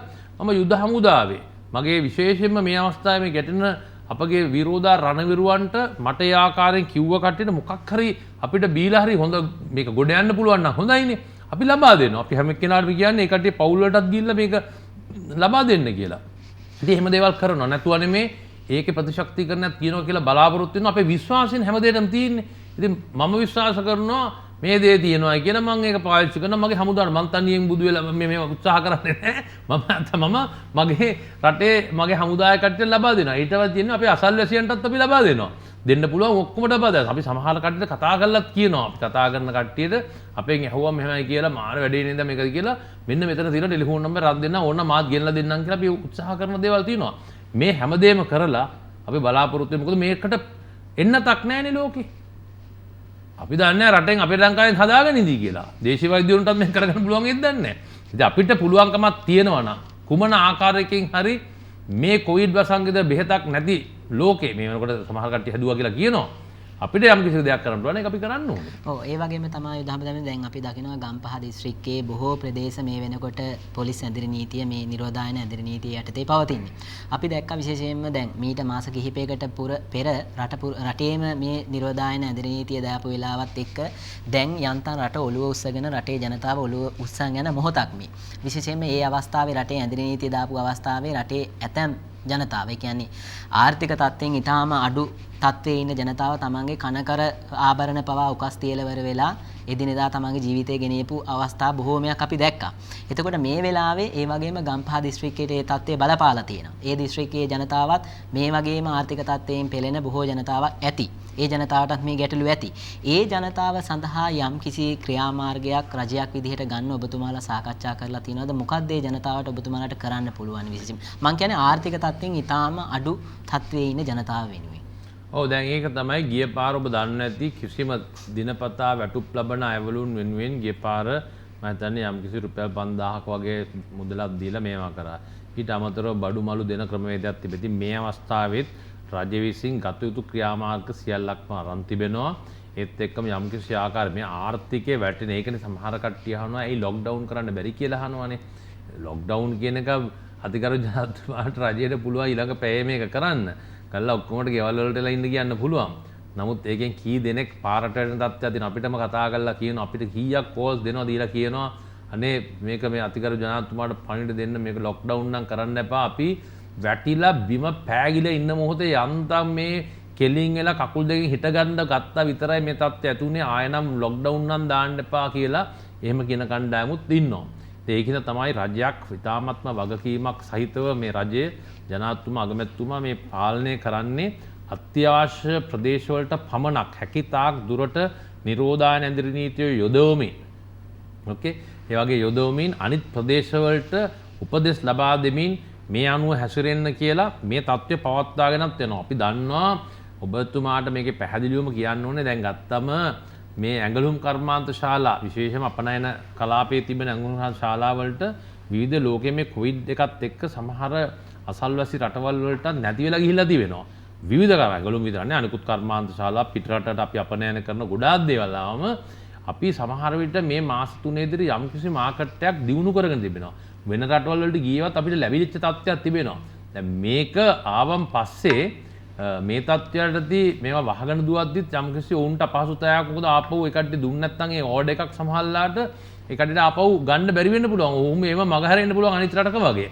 ඉතින් මේවත් පවත්වා න්‍යායුතුයි. ඒක හින්දා ගන්න පුළුවන් උපරිම අවම බලපෑම සමාජයේ ජනතාවට ඒ වගේම මේ අනිකුත් පෞද්ගලික ආයතන වලට බලපාන ආකාරයෙන් කරම ගන්න තමයි මේකත් මේ පාලනය කරගෙන අරන් යන්නේ. ඉතින් ඒ හින්දා විශේෂයෙන්ම ඔබ ආපු ප්‍රදේශවලට විශේෂයෙන්ම නිරෝධායන ඇඳිරි නීති ප්‍රදේශවලට ඒ දිසා ප්‍රාදේශීය ලේකම්තුමා මාර්ගයෙන් කළ යුතු සියලු මාර්ග කරන්නයි කියලා රජය විසින් උපදෙස් ලබා දීලා තිබෙනවා. ඔව් ඒ වගේම තමයි උදාහරණයක් මේ අවසාන මිනිත්තු කිහිපෙ ඉන්නේ අපි දැක්ක පහුගිය වතාවේ රටේ මේ COVID-19 වදුරත් එක්ක විශේෂයෙන්ම සෞඛ්‍ය අමාත්‍යාංශය ආරක්ෂක අංශ රජය විශේෂයෙන්ම රජයේ ප්‍රවෘත්ති දෙපාර්තමේන්තුවේ ආදී බොහෝ පාර්ශව එකතු වෙලා විශේෂයෙන්ම සෞඛ්‍ය ප්‍රවර්ධන කාර්යාංශය එකතු වෙලා ජනතාව දැනුවත් කරන මාධ්‍ය මගින් මාධ්‍යයේ සහාය අරන් විශාල කාර්යභාරයක් කරා. නමුත් ඒ කාර්යභාරය මේ අවස්ථාවේ ඒ තරම් දකින්න ලැබෙන්නේ නැහැ.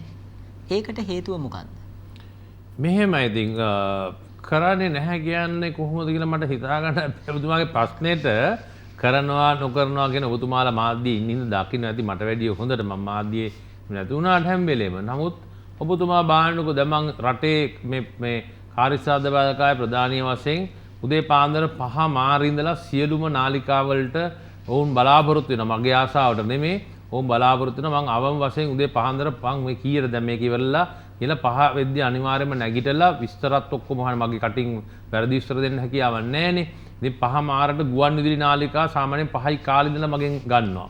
එතකොට 6 ඉඳලා අහුද්දේ පාන්දර 6ට ITN එකෙන් පටන් ගත්තම ඒ කියන්නේ 5:45 ඉඳගත්තාම මගේ නිවසේ මම 8 වෙනකන් එක දිගට ඉඳගෙන මම කතා කරනවා මේ සියලුම නාලිකා වලට. බෑ කියන්නේ නැහැ. ඔය හැම නාලිකාවම බලාපොරොත්තු වෙනවා මේ මං කාර්ය සාධක බලකාය ප්‍රධානීය වශයෙන් මම මේවට ඇවිල්ලා කතා කරයි කියලා. මොනියන් ආකාරයෙන් හෝ මහජනතාව දැනුවත් කරන්න ඕනේ කියලා. ඉතින් ඒක මහජනතාවගේ තියෙන විශ්වාසයක් හින්දානේ ඉතින් මේක අහනවත් ඇත්තේ. ඉතින් අපි මේ දේ කරන්න ඕනේ. එතකොට අපි ඒ ආකාරයෙන් මම කරනවා වගේ අනිත් ඔක්කොම මේක වැදගත්. ඒ කියන්නේ මේ හා සම්බන්ධ කටයුතු කරන සියලුම අයලුන් මේ දේ කරන්න වෙනවා. දැන් අද මේ තත්ත්වය හිටියා ඊයේ රාත්‍රියේ මේ 3 ගෙඳලා ගත්තොත් සෑම රාත්‍රියකම හොයලා බලන්න සෑම රාත්‍රියක යම් කිසි ආකාරයක මේ දැන් ඔබගේ නාලිකාවටත් මේ ආවේ අද තවත් නාලිකාවකට බැහැයි කියලා ඒක හෙට දවසට දාගෙන. ඉතින් ඒ තත්ත්වෙන් තමයි මේ ස්ථානට ආවේ. ඉතින් ඒ වගේ අපි යනවා. එතකොට අනිකුත් කට්ටියත් මේ විදිහට යනවා. එතන මාධ්‍ය අව탁සේරු කිරීමට කිසිසේත් හැකියාවක් නැහැ. මේ මාධ්‍ය තමයි අර ජනතාව ජයග්‍රහණය ගත්තා වගේ තමයි මේ මාධ්‍ය තමයි ජනතාවට ජයග්‍රහණය අත්පත් කරගන්න ගොඩාක් උදව් කරන්නේ. අපි මේ කරන ක්‍රමවේදයන් බලන්න විද්‍යුත් ප්‍රකාශ නාලිකාවන් සංගමය එකතු වෙලා මුළු ඔක්කොම channels එකපාරට දාලා ඒ කට්ටිය එක් අවස්ථාවකදී කරනවා. මේ පාරත් ඒ පටන් ගද්දිම 3 වෙනිදා නැත්නම් 4 මට මතක නැහැ. ඒ වගේ දිනයක ඉරිදා අපි ඔක්කොම ගෙනලා ඒ වගේ තත්ත්වයන් තිබුණා. ඉතින් ඒත් එක්ක අපි කියන ඕන දෙයක් මේ නාලිකාවලින් මේවා කරනවා. අපි කතා කරලා ගොත් මෙන්න මේක කරලා දෙන්න කියලා ඒ කට්ටිය බැහැයි කියන්නේ සෑම නාලිකාවක්ම ඉදිරිපත් වෙලා රටේ ජනතාව ආරක්ෂා කරගන්න විශාල කැපවීමක් කරනවා. බලන්නකො මේ නාලිකාවේ මේ කැමරා අරන් යන කට්ටිය කොයිතරම් භයානක මේ අවදානකට ලක් වෙමින්ද මේවා මේ අරන් ගිහලා බලලා මේ ප්‍රචාරය කරන්නේ. ඉතින් නාලිකාවලිමුත් කරනවා. කරන්නේ නැතුව නෙමෙයි ඔබතුමා කිව්ව සමහර විට අඩුපාඩු ඇති. නමුත් අපිට සෑහීමකට පත්වෙන ආකාරයෙන් කරුණ ලබනවා. නමුත් කරපු නැති කාලයක් තිබෙනවා. මම මගේ දෙවෙනියෙන් අහපු ප්‍රශ්නේ මට සමහර අවස්ථාවලදී රටේ ජනාධිපතිතුමා කතා කරලා මට කිව්වා මේ බලන්නකෝ ගේනවා පොඩ්ඩක් ගිහිලා කිසි දෙයක් මේ නාලිකාවලවත් කොහෙවත් මේ දවස්වල මට කියලා තියෙනවා. ඒක අදුතුමා කාර්ය සාධක බලකාය මීටින් එකක් මම මේ කිව්වා සමහරලාට ගිහිල්ලා මේ දාන්න කියලා මට එක දවසක් කතා කරලා කිව්වා යන්න ගිහිල්ලා channel එකේ ගිහිල්ලා කතා මං කිව්වා මම එහෙම ගිහිල්ලා කතා කරලා channel එකේ දාන්න කියලා බලාගෙද්දි ඒම කියපු කතාව හැරෙන්න අනිත් ඉතුරු ටික දැම්මා. මම එක් නාලිකාවක ඕ කට්ටිය බලන්නකො මම මේ කතා කරන්නේ කොයිඩ් නැති වුණාට කොයිඩ් ගැන කියන්න කියලා කතා කරන්නේ ඕ කට්ටිය කොයිඩ් කෑල්ල දාන්න නැතුව ඕ කට්ටිය දාන වෙන කෑල්ල. ඒක නෙමෙයි අවශ්‍යතාවය. ඉතින් ඒ විදිහට දැන් ඔබතුමා මේ දැන් කරන කර්තව්‍ය එහෙම නොකර ඉති කාලයක් කියලා ඔබගේ මම හිතා දෙවෙනි ප්‍රශ්නෙට මම පැහැදිලි උත්තරයක් දුන්නා. මේ අපිද සම්බන්ධ වෙනු කියලා කරපු කට්ටියත් ඔක්කොම සම්බන්ධ වෙන්න ඕනේ කියන කතාව. මම ඒකට ඔබතුමාට පිළිතුරු දෙන්නේ නැහැ. විශේෂයෙන්ම නැවතත් දුරකථනයෙන් ඉන්න අපිත් සමග මිනිවංග වලින් සුනිවල් මහත්මයා ආයිබෝවන් සුනිවල් මහත්මයා ආයිබෝවන්. ඔව් ඔබතුමාගේ ප්‍රශ්නේ.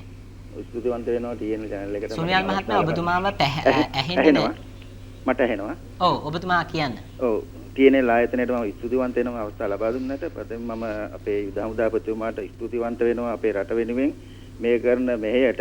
මොකද එතුමා අද නෙවෙයි අපි අවුරුදු ගානක තිස්සටන් එතුමාගේ කරපු කර්තව්‍ය අපි දැකලා තියෙනවා. ඒ වගේම මේකත් ඒ වගේම කරගෙන යනවා යුද හමුදාව ඇතුළු සියලුම ත්‍රිවිධ හමුදාව. ඒ වගේම මට ඇති එක ප්‍රශ්නයක් තමයි මේ යකහටුවේ බැන්ඩෙස් ආයතනයේ අසල අපේ තියෙන ගමක් මේ හැලකන්දන මොරගහ වත්ත කියන එක. ඒකේ ගෙවල් 21ක් තියෙනවා. එතකොට මේ ගෙවල් 21 මේ වෙනතෙක් ඒ එක ආසාදිතයක් ඇති වුණා. ඒ ආසාදිත කාන්තාව රෝහල්ගත කරේ මම. රෝහල්ගත කරන්න එතුමියට මම මේ ගත කරන්න ග්‍රාමසේවක ඇතුළු සෞඛ්‍ය ඇතුළු සියලු දෙනාට මම දැනුම් දුන්න කිසිම කෙනෙක් ආයතනෙන්වත් ආවේ නැහැ. ඊට පස්සේ මම එතුමියට කිව්වා කරන්න දෙයක් නැහැ. PCR පරීක්ෂණය කෙරුවට තාම පරීක්ෂණයේ ප්‍රතිඵල ආවෙත් නැහැ. නමුත් උණ ගතිය තිබුණා. අපි ඊපාර මම මැදිහත් වෙලා එතුමියට කිව්වා එතුමියට පරීක්ෂාවෙන් යන්න ආයතනයේ ළඟට බස් එකක් ඇවිල්ලා තියෙනවා කියලා. ඒ පාර එතුමිය කිලෝමීටර් භාගයක් ගියා පයින්.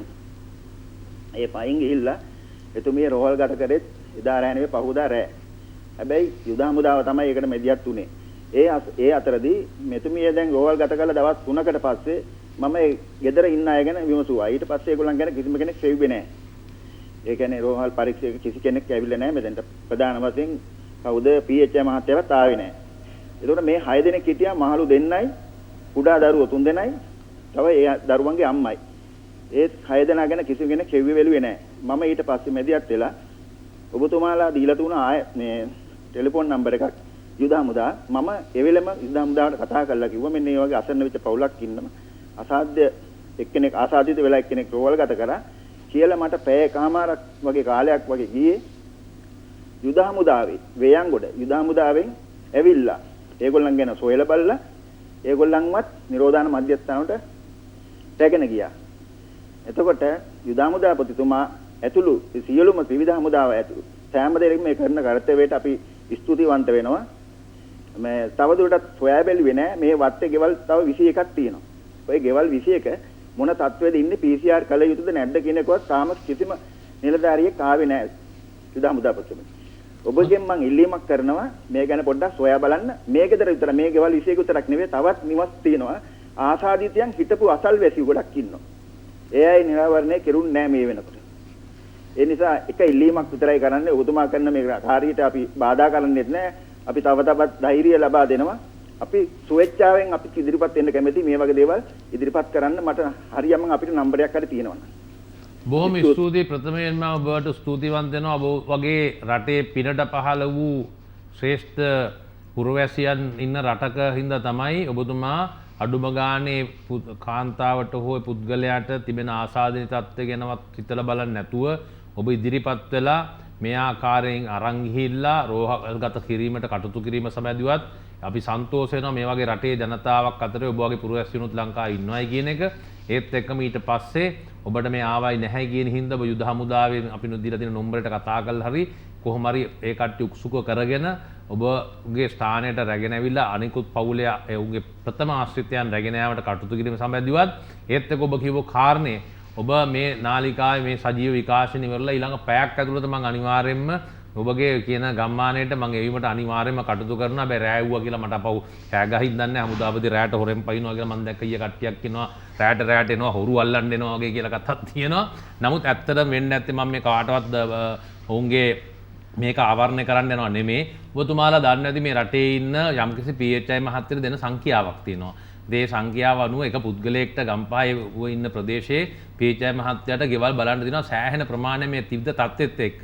ඒකින්දම තමයි ඊයේ දවසේදී සෞඛ්‍ය අමාත්‍යතුමාත් ලේකම්තුමාත් අතිගරු ජනාධිපතිතුමා විශේෂ උපදෙසක් දුන්නා ඊයේ උදේ තිබ්බ කාර්යසාධක බලකාය රැස්වීමේදී අනිවාර්යයෙන්ම රිසර්ව් එකක් හදලා යවන්න කියලා ඒ පැත්තට යවලා මේ අඩුපාඩු තැන් වලට මේක පුරවන්න කියලා. ඒ අනුව අද උදෑසන තිබ්බ කාර්යසාධක බලකායේදී ජනාධිපතිතුමාට පිළිතුරු ලබා දුන්නා ලේකම්තුමා විසින්.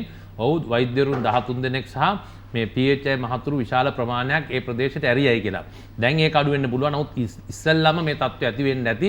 ඒක මම හිතන්නේ යම් කිසි අඩුපාඩුවක්.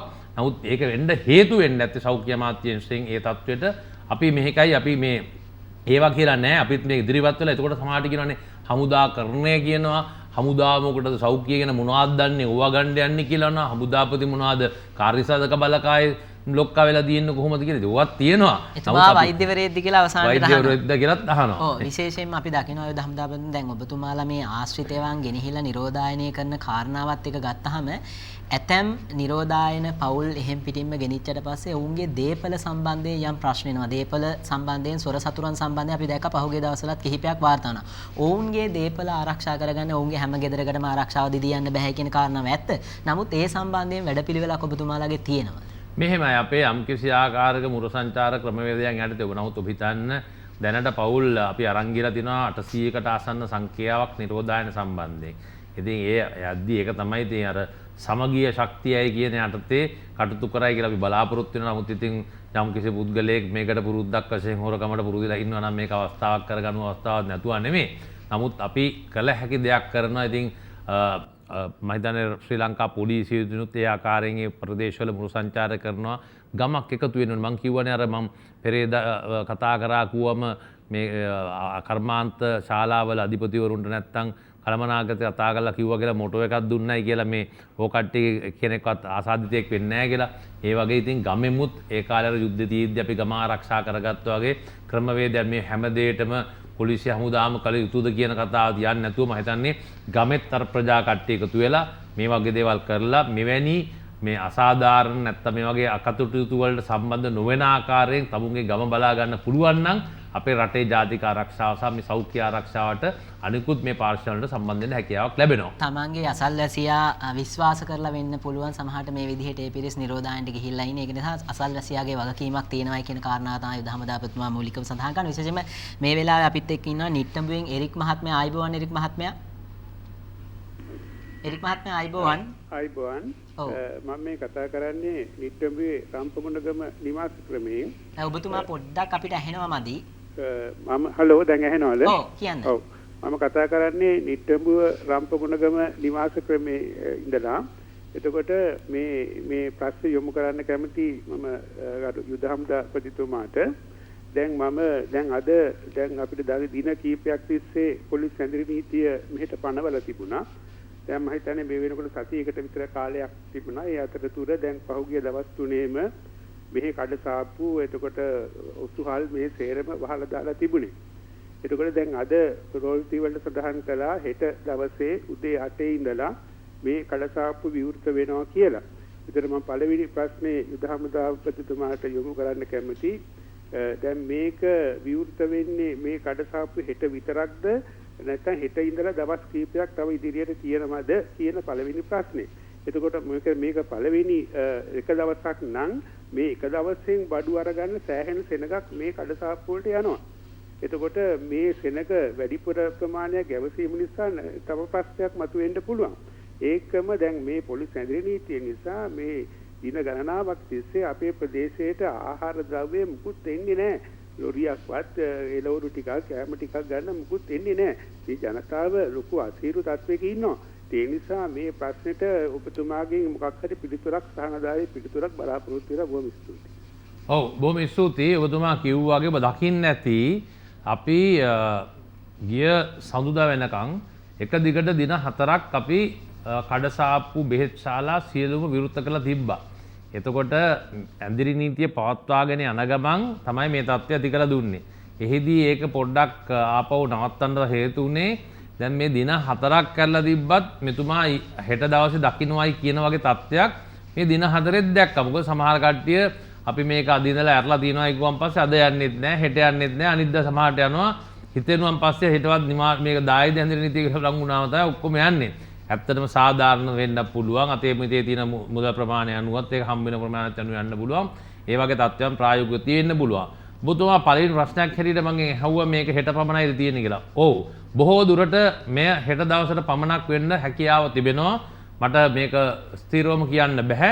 නමුත් මම දකින විදියට හෙට උදේ 8 ඉඳලා රෑ 10 වගේ කාල සීමාවකට මේක යොදවලා තියෙන්නේ. බොහෝ දුරට මෙය හෙට දවසට පමණක් වෙන්න පුළුවන්. අත්‍යවශ්‍ය යම්කිසි හේතුවක් ඇරුණකොට වෙනස් වුණොත් ඇරෙන්න බොහෝ දුරට මේ නිරෝධායන ඇඳිරි නීතිය පවත්වාගෙන යන ප්‍රදේශවල මේ හෙට දවසට පමණක් වෙන්න හැකියාවක් තිබෙනවා.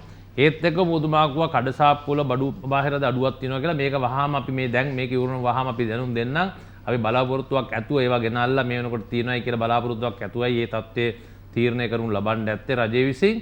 ඉතින් එසේ යම්කිසි අඩුපාඩුවක් වෙලා ඒ ආකාරයේ අපහසුතාවයක් වුණොත් ඔබ කියන ඒ අපහසුතාවයටත් පුනොත් විතරක් සමහරවිට මේ වෙනස් වීමට හැකියාවක් තිබෙනවා.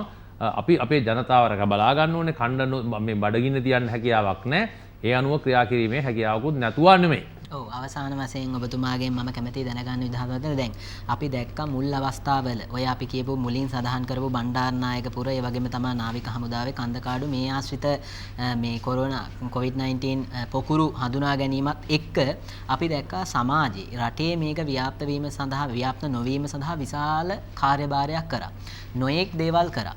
දැන් අපි දකිනවා දැන් මේ පසුගියදා හඳුනාගත්ත එකත් එක්කත් අපි දකිනවා මේ වෙනකොට සමාජ මේ කියන්නේ අපි විශේෂයෙන්ම සිනමාහල් මේ අද ඉඳලා වෙලා වසන්න විශේෂයෙන්ම තීරණ අරගෙන ඒ කියන්නේ ජනතාව ඒකරාශී වෙන පොදු ස්ථාන පාලනය කරන්න විශාල කටයුත්තක් කරගෙන යනවා. නමුත් අපි දකිනවා තාවමත් එහෙම නොකරන තැනුත් තියෙනවා. නොකරන දේවල් පිළිබඳවත් තාම අවධානයක් යොමු වෙලා නැහැ වගේ. ඇයි එහෙම කරලා තියෙන්නේ? සමහර දේවල් පිළිබඳව. ඒක ඉතින් නොකරන කට්ටියගෙන් අහන්න ඕනේ. රටේ මිනිස්සු ගුවන් පස්සේ මෙහෙම කරන්න එපයි කියලා ඒ දේ කරනවා නම් යම්කිසි ස්ථානවල අපි නොකරලා දිනවා. රජයක් වශයෙන් නොකරලා දිනන නම් ඒක වෙනම කතාවක්. නමුත් ප්‍රශ්නේසේ නොවේ නම් මේ ආකාරයේ යම්කිසි ස්ථාන වහද්දි කියන අනික් කට්ටිය මේකට අනුගත වෙන්නේ නැත්නම් ඒක ඔවුන්ගේ වගකීම. ඔබතුමා මීට ප්‍රශ්න තුනකට විරුද්ධව ඇහුවා මේ වගේ රෙගුලාසි කියලා තියෙන නීතියක් අද රාත්‍රියේ දාන්න යන්නේ මොකද කියලා. ඒක පිළිතුරත් ඕක තමයි. ඉතින් ඒ වගේ සමහර කට්ටිය මේ රටේ ජාතික ආරක්ෂාව සෞඛ්‍ය ආරක්ෂාව වෙනුවෙන් අනුගත නොවෙනවා නම් මෙවැනි කට්ටිය වෙනුවෙන් යම්කිසි ක්‍රියාමාර්ගයක් ගන්න ඕනේ. ඔබගේ පස්වෙනි හයවෙනි ප්‍රශ්නේ පිළිතුරත් එක තමයි මම අවසාන ප්‍රශ්නයට පිළිතුර දෙන්නේ. ඉතින් ඒකින්ද මම දකින්නේ ඔව් අපේ මේ ජාතික සෞඛ්‍ය ආරක්ෂාව ගැන මේ අවස්ථාවේ රටේ සාමාන්‍යයෙන් දවසකට 75ක් 100ක් නැත්නම් ඊට වැඩි සංඛ්‍යාවක් කොවිඩ් ආසාදිතයන් හමු වෙන අවස්ථාවක වගකිය යුතු ආයතනයේ විසින් පවත්වාගෙන නොපවත්වන්න කියලා නීති ගෙනලා නැති වුණත් හැම කෙනෙක්ටම තේරුම් ගත යුතුයි මම මේ කරන දේෙන් සමාජයට කොවිඩ් ආසාදනයේ වැපිරීමේ අවස්ථාවක් තිබෙනවද නැද්ද යන්න කියන එක.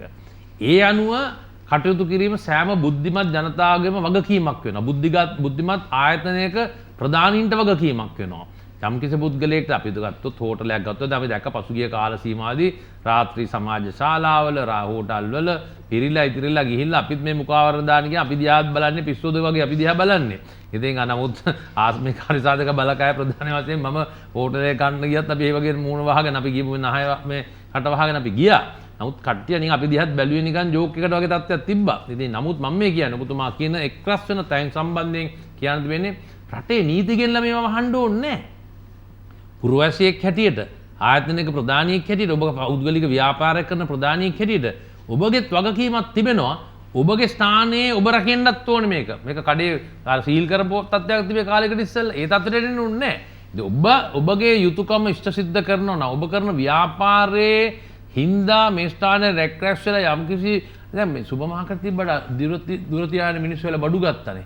කඩවලට ප්‍රථම වතාවට දැක්කනේ වගේ මේ විනයක් තියාන අපේ රටේ මිනිස්සු හැසිරෙනවා. එහෙම වෙන්නේ නැහැ.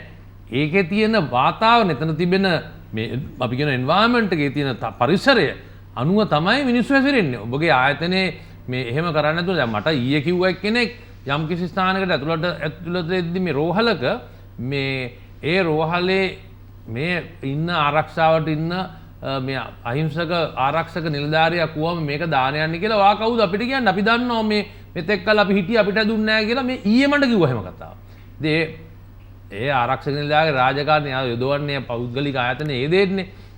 එවැනි තත්ත්ව තියෙනවා. ඉතින් මම දකින්නේ ඒක නෙමේ පුරවැසියෙක් වුණාම අපගේ යුතුයකමක් තිබෙනවා අපි ආරක්ෂා සාධ්‍ය ජීවත් වීමටත් ඔබ කැමති නැතුණත් අනිත් පුද්ගලයෙක්ට ඔබ නිසා හානියක් වෙන්න බැරි තත්ත්වයෙන් ජීවත් වෙන්න. ඒ හින්දා මෙවැනි ආයතන රටේ පවතිනවා නම් රජය විසින් නීති ගෙනලා මේවා අහන්න කියන්න ඕනේ නැහැ.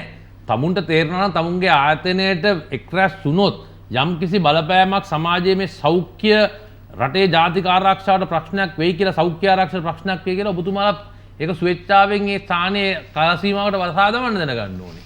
ඔව් ඒ වගේම තමයි අවසාන ප්‍රශ්න දෙක විදිහට මම ඔබතුමාගෙන් එක ප්‍රශ්නයක් අහන්නම්. රටේ බොහෝ දෙනාගේ අවධානය තියෙන්නේ හෙට ඇඳිරි නීතිය දායිද? ඇඳිරි නීතිය ඔබතුමා පෙර සඳහන් කරා වගේ ඇඳිරි නීතිය දාන්න එපා කියන කාරණා තමයි රටේ බොහෝ ජනතාව ඉල්ලන්නේ.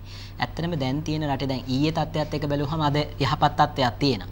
මේ තත්ත්වයේ උඩ මොන වගේ තත්ත්වයක් උද්ගත වේද ඉදිරි දින කිහිපය තුළ රට තුළ? රටේ බුද්ධිමත්ව අපේ රටේ බුද්ධිමත් ජනතාව බුද්ධිමත්ව හිතෙනව නම් තේරෙනවා ඇති.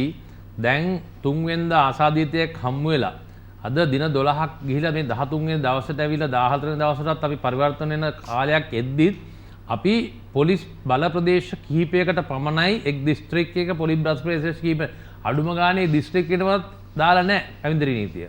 අවම කරගෙන ජනතාවට වෙන පීඩාව අවම කරගෙන සෞඛ්‍යයත් රැකබලා ගනිමින් කොවිඩ් පැතිරීම වැළක්වන ආකාරයෙන් තමයි මේ තත්ත්වය අරගෙන යන්නේ.